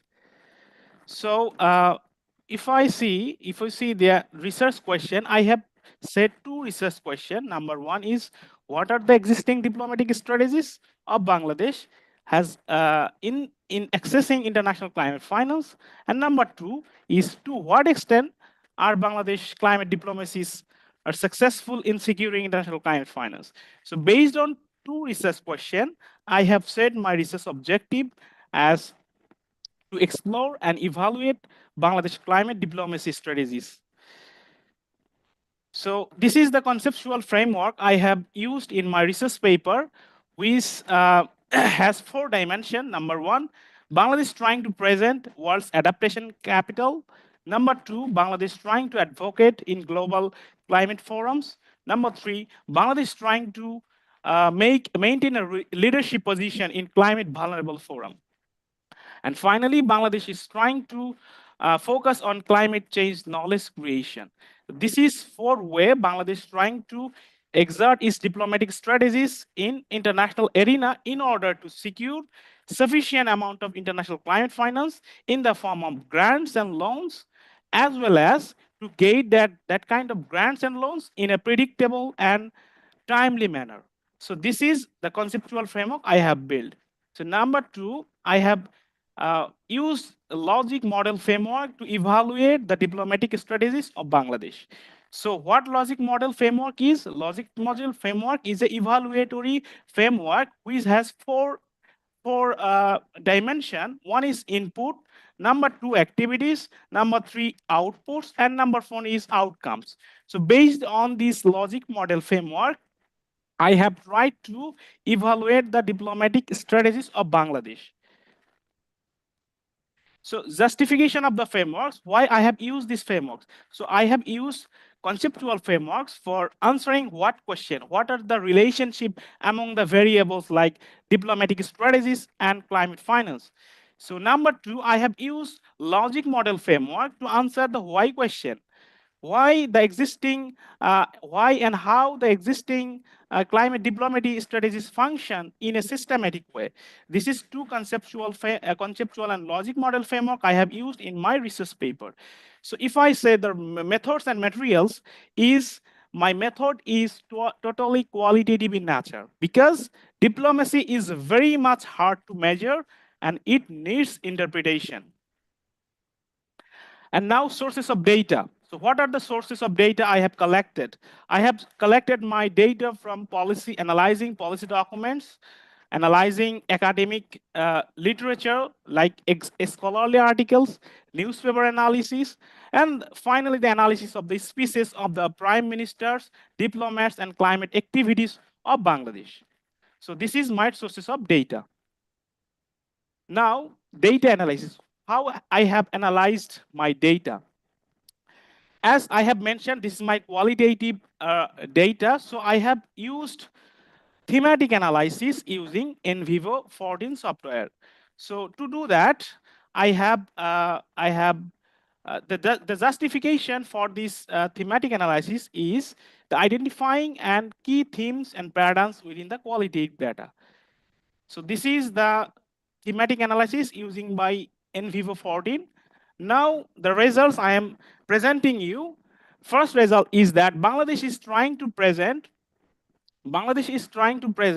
as a adaptation capital.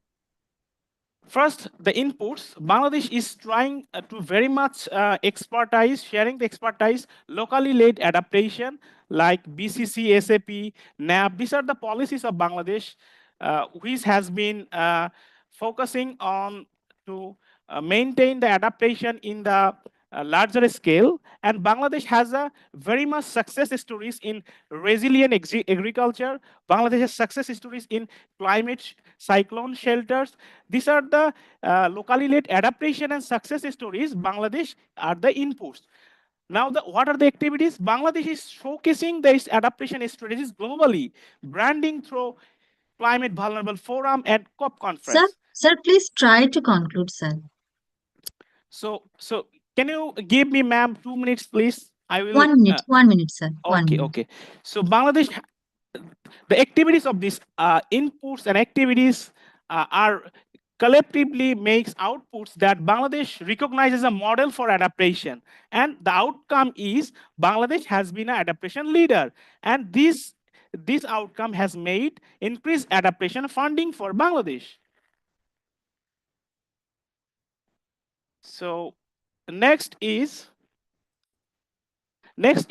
climate advocacy. Bangladesh is trying to advocacy in international forums, and Bangladesh is trying to advocate in COP conference, UNFCCC conference, CVF conference, V20 meeting. These are the forums Bangladesh is trying to advocate for its vulnerability as well as for its climate financing. Because of this advocacy, Bangladesh, the outcome of this advocacy is financial commitments and global awareness for the climate vulnerabilities and needs.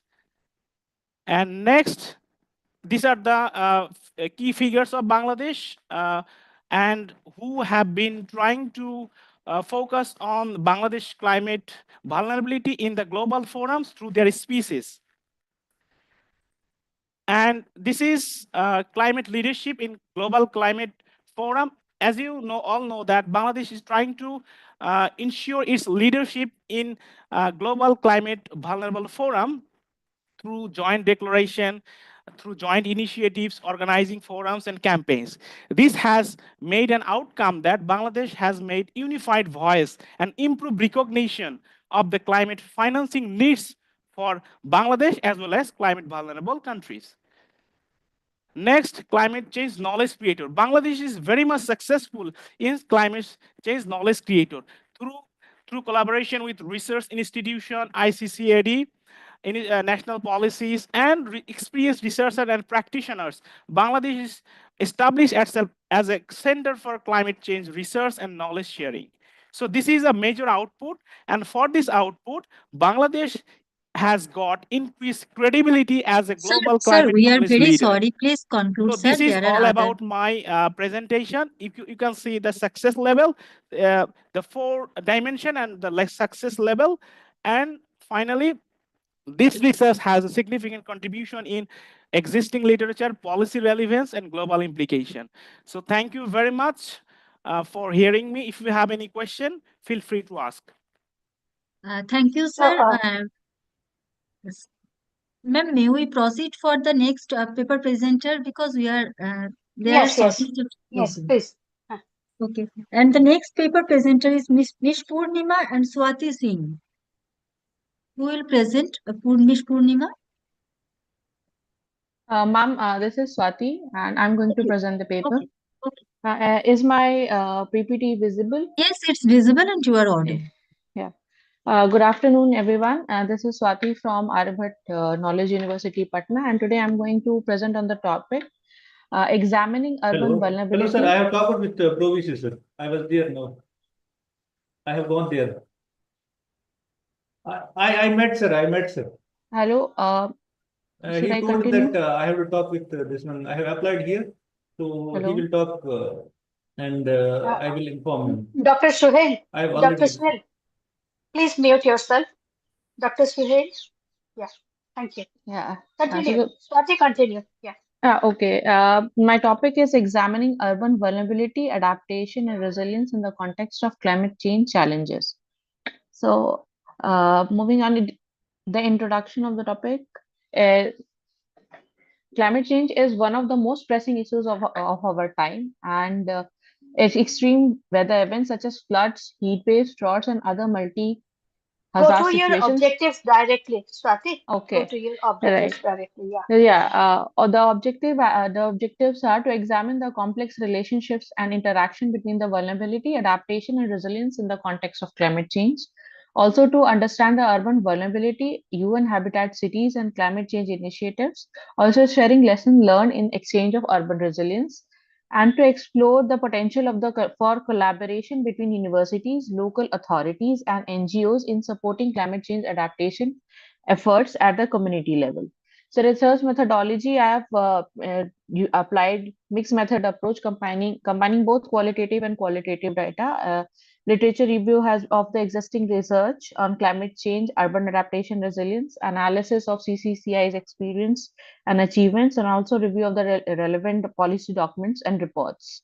So the key here I have. Before going to the resilience, adaptation, and vulnerability, understanding the uh, interrelation between them, I want to in brief, I want to explain about urban vulnerability. And so urban vulnerability refers to the risk and weaknesses that cities face, such as economical instability, natural disasters, and social inequality. It is a complex and dynamic concept that involves exposure, sensitivity, capacity to adapt, and also actual responses, that how a city or a population respond to the hazards. And for understanding that, we have to come and understand about the resilience, adaptation, and vulnerability, and the interrelation between them. So, resilience is the ability to absorb, adapt, and recover from climate related disruptions, capacity to withstand, respond, and transform in the face of climate change, enhances coping capacity, reduce risks, and promote sustainable development. Adaptation is a process of adjusting to climate change impacts to minimize harm and maximize benefits. Modification in human and natural system to cope up with the changing climate conditions. Responding and anticipating strategies. Vulnerability, susceptibility to climate related harm or damage, degree of which climate change affects human and natural systems, influenced by socio-economic infrastructure and ecosystem factors. Here I've shown the link between the vulnerability, adaptation, and resilience, in which they can be seen not as mutually inclusive, but rather than interrelated, because resilience includes the response and recovery when a disaster occurs, and ability to quick return to a normal state from the disaster. However, the adaptation refers to the adaptability or sustainability, sustained to the process by which individuals and groups can proactively respond to the changes through continuous learning, exposure, and sensitivity. It's a factor that characterizes vulnerability, including multidimensional exposures and sensitivities. It is also the ability to anticipate risks and manage and bear the negative consequences. Moving on, the of the objectives of UN Habitat and CCCI. So the key points are: it was launched in 2008 to assess small and medium-sized cities in developing countries to address climate change and to focus on resilience building of the low carbon growth trajectories, and to develop methodologies and guidelines for poor innovative climate strategies, urban environmental planning, to building on prior UN Habitat initiatives. And the objectives are to promote the local government collaboration, enhance policy dialogues for climate change agenda inclusion, and support climate sensitive urban planning, foster awareness, education, and capacity building. Key activities are vulnerability in greenhouse gases assessments, development and implementation of climate action plans, strengthening local authority capacities for integration, planning, and budgeting. So, what are the achievements and the lesson learned from this initiative? So it has supported many countries like Philippine Climate Change Act, integration in the local urban planning, promoted ecosystem-based adaptation in Lamy City, Fiji, enhanced livelihoods through urban youth Green Initiative in Kampala, Mombasa, and Kigali, facilitated and the creation of green building councils in 3 African countries, developed curriculum, the climate change of African cities in planning educations. So the key challenges and lesson learned, the importance of broad to detailed risk assessments, need of multi-level governance framework, public and private sector engagement essential for innovation, and integration of our adaptation and mitigation for urban planning and design, addressing urban poverty as a critical component of climate action, future focus areas, strengthening disaster risk reduction integration, supporting small and medium-sized cities, climate efforts, and facilitating city access to the adaptation fund. So this is the impact which of in Indian context, which we can see the natural disasters and the man-made disasters and the total deaths and the total affected people. Here you can see. Ma'am, please try to Yes, wrap up, ma'am. Okay. So finally, what is the need of the hour? The need of the hour is to collaborate between different stakeholders, including students, education, academic organization, federal government, municipal employees, NGOs, private citizens, regional officers, state staffs, and state officials.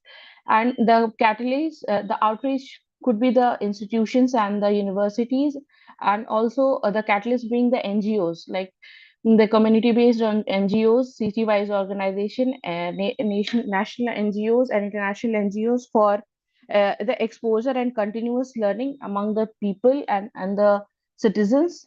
So this is the also the planning process. There are 6 steps in this planning process, which can be seen in this diagram. Here we have also done accordingly in our university, following to this, and we have conducted many seminars and conferences to facilitate and to Ma'am, establish links between. please try to conclude. Okay. Finally, the need of the hour is to promote sustainable practices and investing in research and innovation, collaboration and partnership, and spreading education and awareness. And finally concluding that as the impacts of the climate change are increasingly experienced across the country, new and more effective means to promote adaptation at the local level are essential. These local adaptation efforts need to be framed within the context of global climate change and importance of promoting mitigation actions. It provides a useful model and a bottom to top approach. So how universities through engaged scholarship and partnerships can meet the needs of local communities, planning for the current and future impacts of the climate change by raising the local awareness of the climate change and enhancing the quality of relevance of education. Thank you so much. These are the references.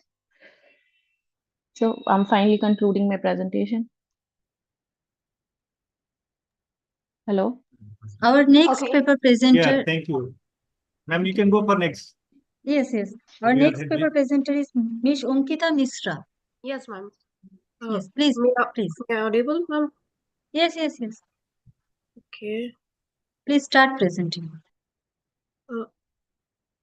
Is it visible, ma'am? Hello? Yeah. Yes. Okay. Good afternoon, everyone. I am Ankita Mishra, a research scholar in the Department of Disaster Management, Mizoram University, and my topic is Urban Heat Island and Human Thermal Comfort in a Metropolitan City, Kolkata. So first of all, what is urban heat island? When the temperature of any urban area. Can you go directly to objectives and results and discussion? Okay, sir. Because we are having very less time. Basically, this study is a modest attempt to identify the urban heat island effect in Kolkata, a mega city, and assess the thermal comfort of local who participate in a range of indoor and outdoor summertime activities. As I already mentioned, the study area is Kolkata, population over 14.1 million, and warmest month is May. Average temperature is 30.4 degrees Celsius, and the lowest temperature is 19.5 degrees Celsius. For this study, I reviewed some topic-related literature, and after finding the study area, I collect the Landsat image data, and for primary survey, I conduct an online questionnaire survey. For land LST value, which is land surface temperature, I use those calculations, which I'm not explaining here right now. Move on to the result. This graph shows the women and men engaged in 18 kind of important activities were obtained from the survey. All activities were selected according to CIBSE activities chart. The graph shows the most women and men were engaged in light activities like reading and writing, approx 60% both. 1/3 of the population were involved in office related activities like organizing file, type work, etc. And among 10% of men were busy in heavy work, such as such those work not common in female respondent of the city. 20 kind of major health effects were checked out, understand the pre-existing health condition of the respondent. Such health conditions may affect the degree of vulnerability of an individual to extreme heat exposure. The most common pre-existing health effect among women is headache, which is 35.9%, and among the men is back pain, which is 12.2%. Whereas headache and skin problem were very common among male members. This study reveals men face more health effects at workplace than women. Women are not into heavy physical activities, rather men are involved in physical activities more. The most common health effects at the workplace among women is headache, which is 53.8%, and the men who are in heavy physical work facing the heavy sweating, which is 41.5%. And after this, the women generally suffer from headache and feel irritated due to high exposure of heat. This graph shows the temperature value increases, PPD value also getting increased. As temperature increases, PMV value is increases too. As we all know, PPD value increases in the situation of discomfort. So according to the figure, justified that temperature increases, the thermal discomfort of the people increases too. So this scattered plot is proven that the temperature increases, the thermal discomfort of the people increases too. This combined bar diagram shows the distribution of calculated PMV value and the real stress response among the people in percentage. So here is a progression in the LST value with progress in month. There is 3 months I have calculated, March, April and May in 2019, which is shown in this slide. This slide also shows the separate high LST value are plotted in the separate, and progression are shown in the study area. Finally, the conclusion of this topic is the concept of urban heat island has been discussed in several papers, and it has been defined in many ways in over the year. UHI has always been proved with the variation of land surface temperature. The area of high LST were considered hotspot. There have been many papers where the researcher have shown in the relationship between NDVI and NDBI with the LST.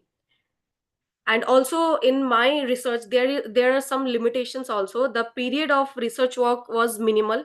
Data of conclusive year can also be very small, and the summer season is the summer season of this year were considered in this study, and other season can also be taken into considerations.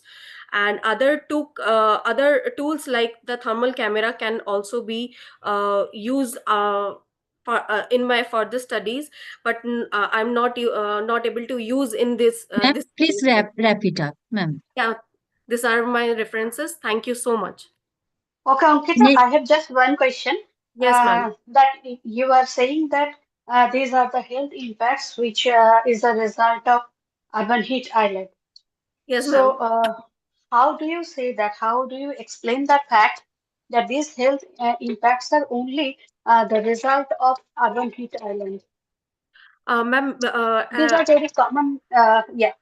Ma'am, basically, if you just compared, my study area is Kolkata, which is as I mentioned that I took the only the summer time, like May May month and the other 3 months like March, April and May. So in this 3 month I took the data, and this 3 month is already in high temperature zone. So at this question here, I'm not showing here my question here, there also the question are also supporting these conditions, which are basically women who are in home also, they are also facing the heat, what to say, that they are cooking something, they feel that heat, and after that the headache and also other problems, they are arrived at their uh, at that situation. That's why I also mentioned my limitations, that I'm not using that other tools. So this is very basic I'm using for my study. So if there is any what to say, that if there Actually, is there are so many factors in not only the health impact, which is only by urban heat island. There are so many factors. You have to also to collect data from roadside vendors. They have the actual effect. Okay, so okay those ma'am. who are more exposed to the open environment, they are facing the problem or not. So there are so many factors. As you are in the very starting phase of your research, so go into the details of that and collect data on the basis of such information. This will be my suggestion. Okay Okay. ma'am. Okay ma'am. Okay Yeah, ma'am. I have Okay. one question regarding this. Have you analyzed any medical data No sir. which can justify that due to this heat islands, the people are facing the medical issues? No, sir. This is very initial stage. I'm just like I'm asking someone what you are facing. If you are exposed to the heat, what you are facing after that. Like she or he told me that I feel headache or something like that. I'm not going deeper into that. That's the limitation I have. I'm for my study, and I just take down the notes you all suggesting me, and I really I think it prefer. is it is not a proper way, because there will be number of things, number of reasons for that the person is facing. If the person is facing the headache, it will not be due to the heat. It will be the other reason. It will be the other reason of n number of things are there. So how we can justify this one? Due to heat, he is facing this type of issues. So my Exactly. Thank you. suggestion, yeah, my suggestion is Yeah. you analyze the medical data. Okay, sir. So same time you analyze the medical data. On the basis of that, you can justify that due to urban heat islands or due to increase in temperature, the people are facing this type of issue. There will be the human body is so complex. We cannot say that single reason is we cannot justify it with a single reason. Yes, sir. So my suggestion is you analyze the medical data, you analyze the other data sets that are related with this. So then you go further. Okay, sir. Okay, sir. Thank Thank you you. so much, sir. Thank you so much. And now we proceed for the next paper presenter. And now it's turn for Mr. Chanu Sutrodhar. Are you ready, sir? Uh, Can you quickly conclude, because next session is Yes, starting, yes, I am yes. Yes, presenting our there. next session will So start soon, two sir. o'clock I Yes. am having presentation on Yes, next session. certainly, sir. Mr. Chanu Sutrodhar, are you ready with your presentation? Please respond. Oh no. Now, Mr. Sridharam Srihar, sir. Chanu Sutrodhar is preparing to. Yes, please. My screen is visible. Excuse Yes, me. yes, yes. Start presenting.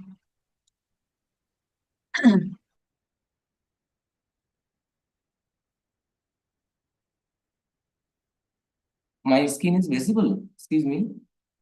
Let me confirm. It's completely Yes, visible, yes. sir. Please continue. Okay. A very good afternoon to all the dignitaries and participants and listeners. Before present my presentation, I would like to thanks to the organizing committee members for giving me opportunity to present my paper here. And Sir, sir, just go to your objectives and findings, sir. okay. Actually,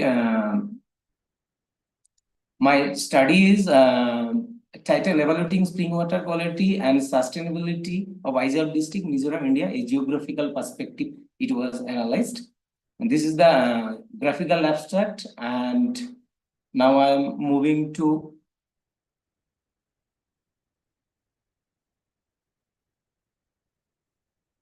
for this study, we have selected 14 parameters and 87 spraying water for collecting data, and all the data were geotagged. And for this purpose, we have studied a lot of literature review, those who are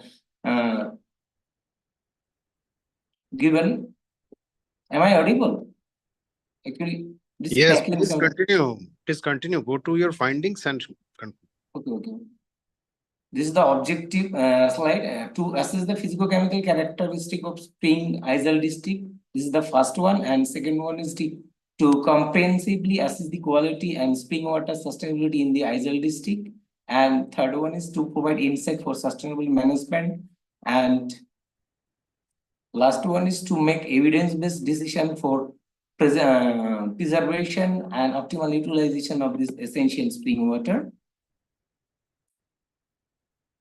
And final one is to be available for researcher, policymakers, and local communities.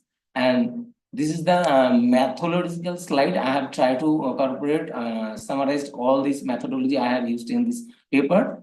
And for parameter, 14 parameter, out of 14 parameter, 12 parameter was from chemical parameters, and 2 was physical parameters like TDS and EC. TDS for total dissolved solids, and EC for electrical conductivity, and other 12 parameters for chemicals are calcium, nitrate, magnesium, potassium, bicarbonate, total hardness, and pH, chloride, fluoride, ferrous, and also sulfate was there. For this analysis, I have used here principal component analysis and Piper diagram analysis for hydrochemical phases analysis. Bureau diagram also used here. And due to time limitation, I have tried to go my findings. And this is all 14 parameters spatial map I have shown As here. our session is expiring soon, so please speed up. Otherwise, Okay. yes. This is the PCA analysis diagram, variance and that factor loading plot of the PCA is shown in these figures. And most of the parameters are associated with each other. And the first one figure is mentioning for the monsoon season, almost 68.73% of the spring water quality are associated with each other, and next one is 59.16%, that is the pre-monsoon season. And this is the scree plot where eigenvalue were plotted, and this is the result out. 5 classes was classified here, WQI, water quality index, and most of the pre-monsoon and monsoon season spring water quality we got here 96.55% and say 90.8% in the season of monsoon samples, and other 50 to 100 water quality index range for which can we use for drinking purpose. That is the 3 numbers. In percentage, it is 3.44%, and this is the correlation matrix to determine the significant correlations. And findings in Aizawl district, out of 87 spring, 54% are perennial, and rest of 33% are non-perennial type. And except for the Aizawl city area, most of the spring were about linear to the fall line distribution. And except for the Aizawl city area, it was repeated here, sorry. It was observed that the study area, most of the perennial spring were located in the grey sandy splenitory shell and siltstone and marlstone, followed by the subordinate siltstone, marlstone, and shell. And calcium, magnesium, and bicarbonate, total hardness, fluoride and chloride, which indicate the dominance of the water chemistry as weak acid and alkaline. And Piper diagram indicate the dominance of either bicarbonate and chloride type spring water, and cation concentration in both the season, which can influence human life and aquatic animals. Thank you, ma'am. Due to time limitation, I can't explain it very well. Okay. No problem. Actually, the link is active, but it will be expiring soon. That's Oh, why. okay, okay. And next paper presenter, Sridharam Sriharsa. Are you present here? No. And the next one, Mrs. Lamu Dolma Tamang. I hope you are also not present. So now I wrap up the session and Hello, thank madam. you Hello, madam. everyone. Madam, I am Yes, available. Rajesh Mondal, I enlisted in this session. Rajesh Mondal. No, your name is not. And serial number 11. Yeah. Last update yesterday, 7 Just PM. a minute, sir. Just a minute.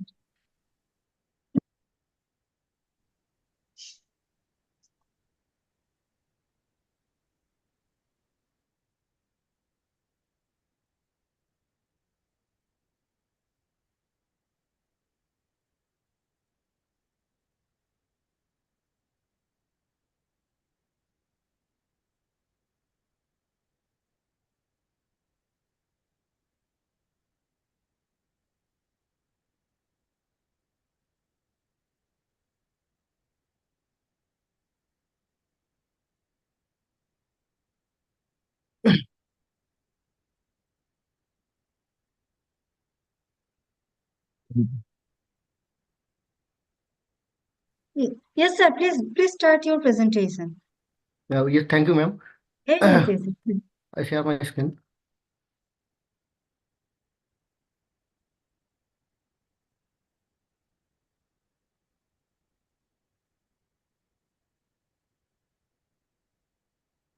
Madam, is it visible? Yes, visible.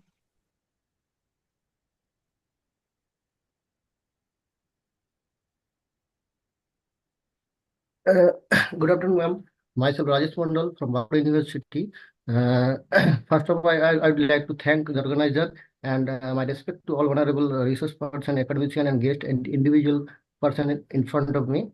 Without further ado, I'd like to attention to my title of the paper, Sustainable Labor Development and Workforce Transformation among the Social Group in Rural Bankura of West Bengal. Location of this study area is Bankura district, located at the southwestern part of the Indian state of West Bengal.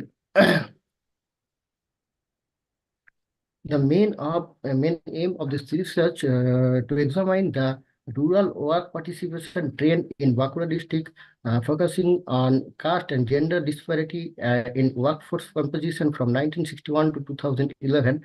It analyzed the percentage distribution of total worker, main worker, marginal worker, and non-worker among the male and female population across the district, and also understand the level and nature of economic activity among the different caste group in the district.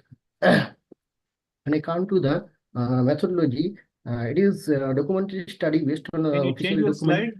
It is on first Yes. slide. I change my slide, sir. Can you go for slide mode? I think Is you're it in not visible? presentation mode. Is it visible, not, sir? Yeah, it is visible, but it is in presentation mode. Can you go for slide 4? I don't understand, sir. Technical problem. Okay, anyway, you proceed. Okay, sir.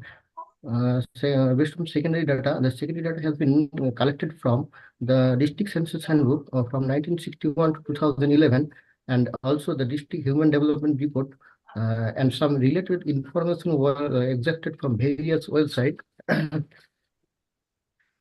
Sustainable labor development focus on the creating an stable job and support economic growth while protecting the environment and ensuring the social fairness. It aims to provide the better job opportunity, fair wage, and equal access to work for all, and including women and marginalized community.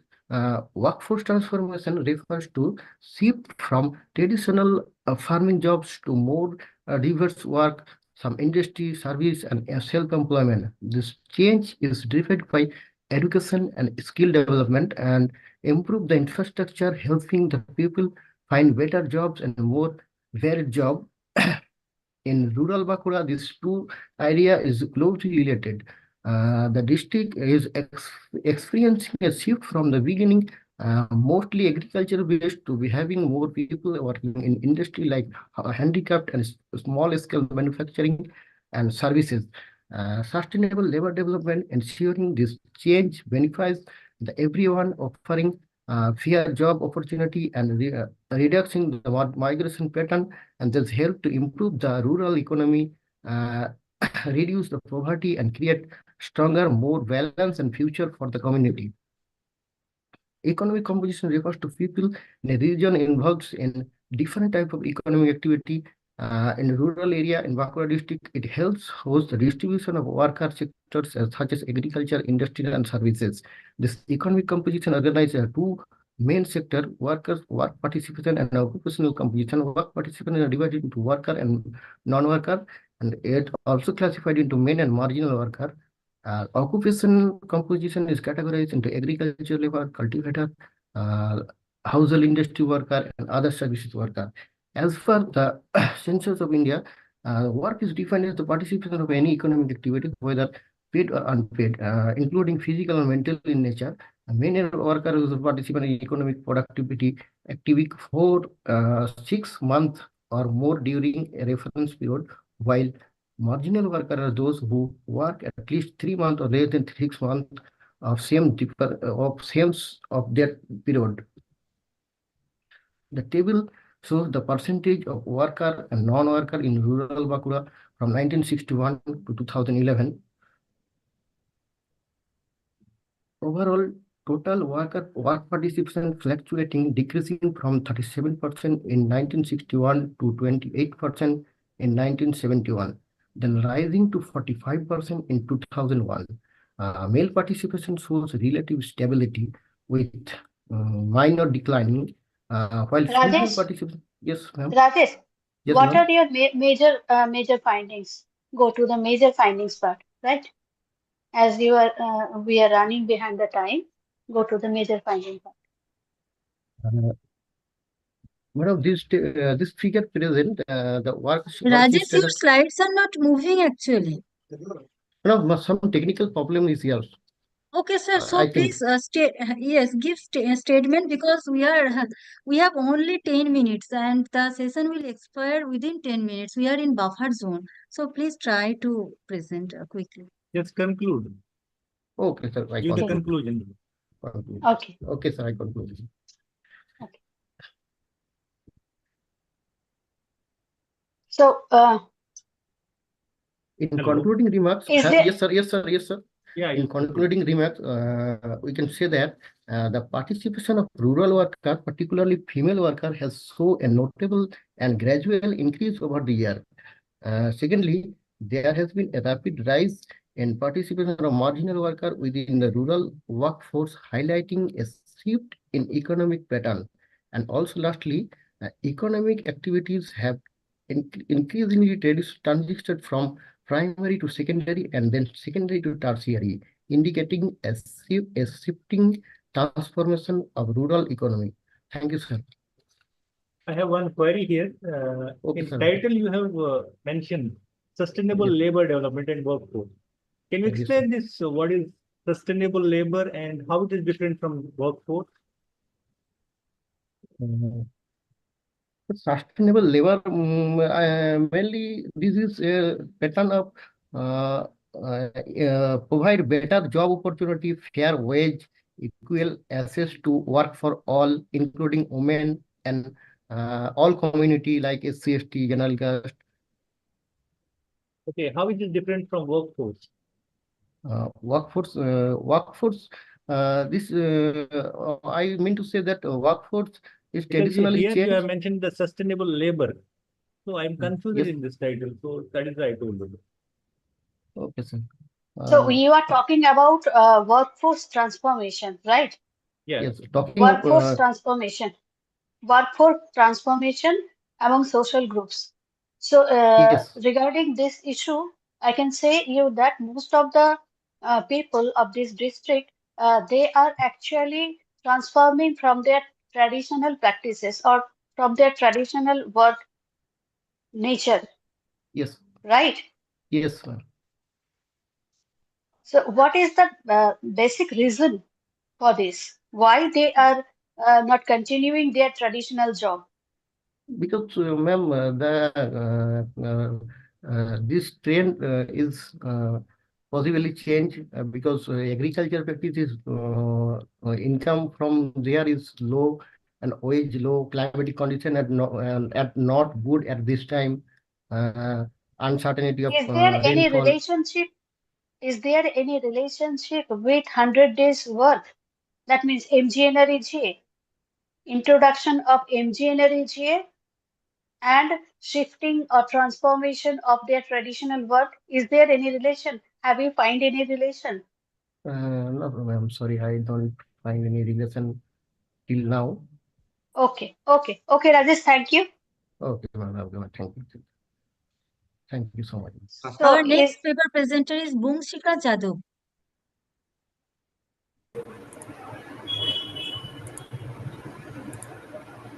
Ma'am, is my screen visible?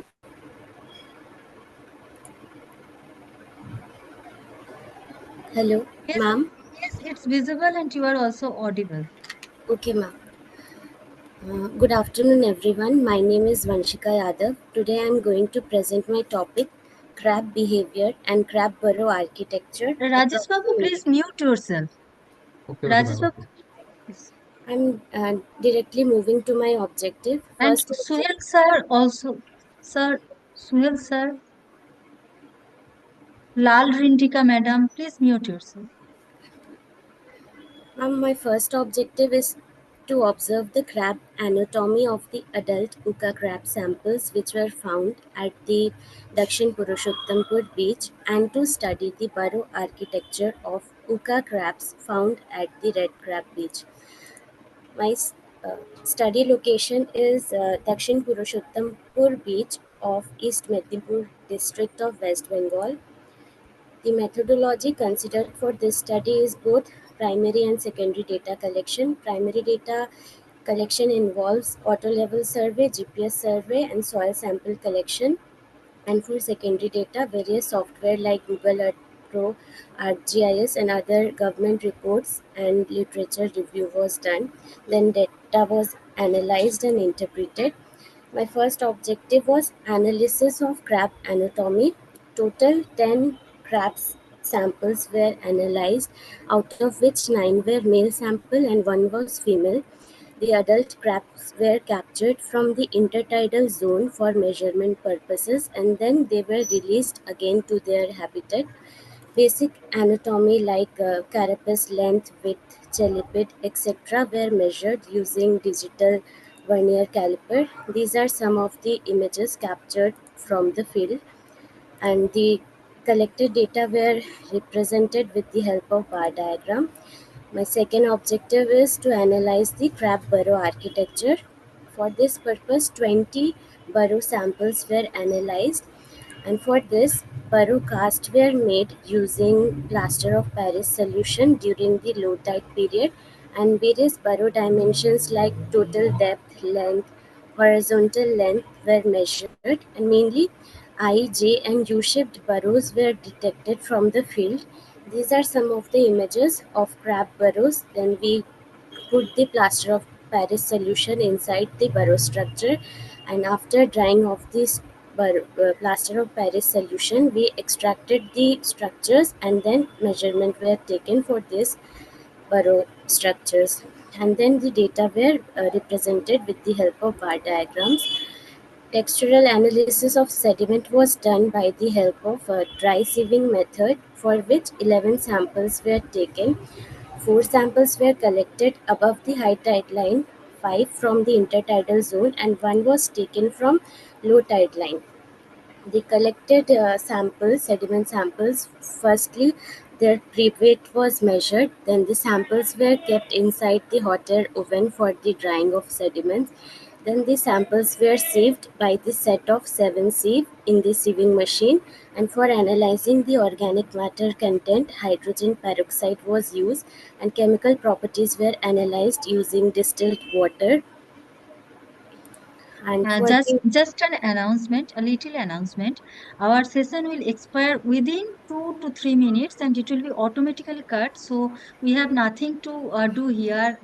Actually, we are running, as I told, that we are running in buffer zone. So please don't mind anybody.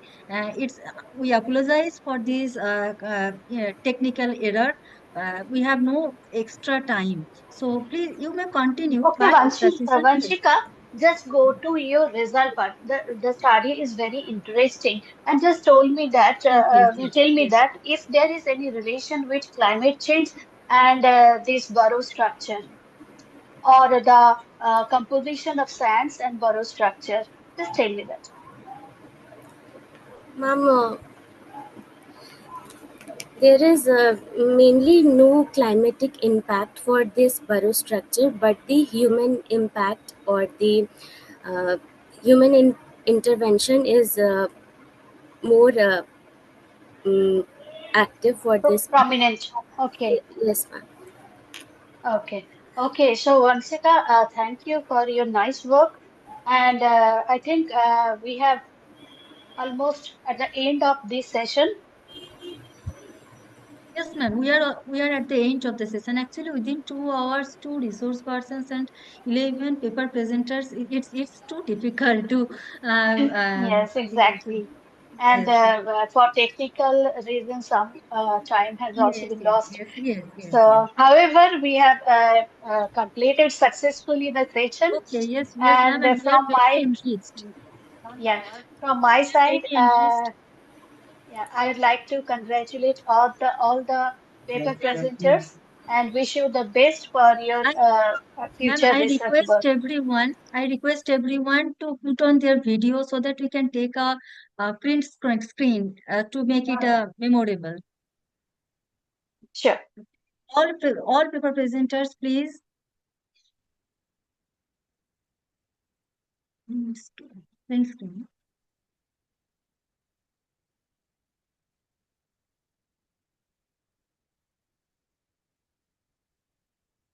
Okay.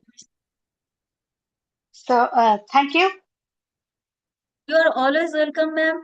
All are Yeah. all are welcome to Department of Geography, Rampurhat College. We missed you all. Possibly next time we will be able to see you offline Yeah. mode. Thank you. Sure, Thank you. sure. Yeah. Namaskar. Thank you. Okay.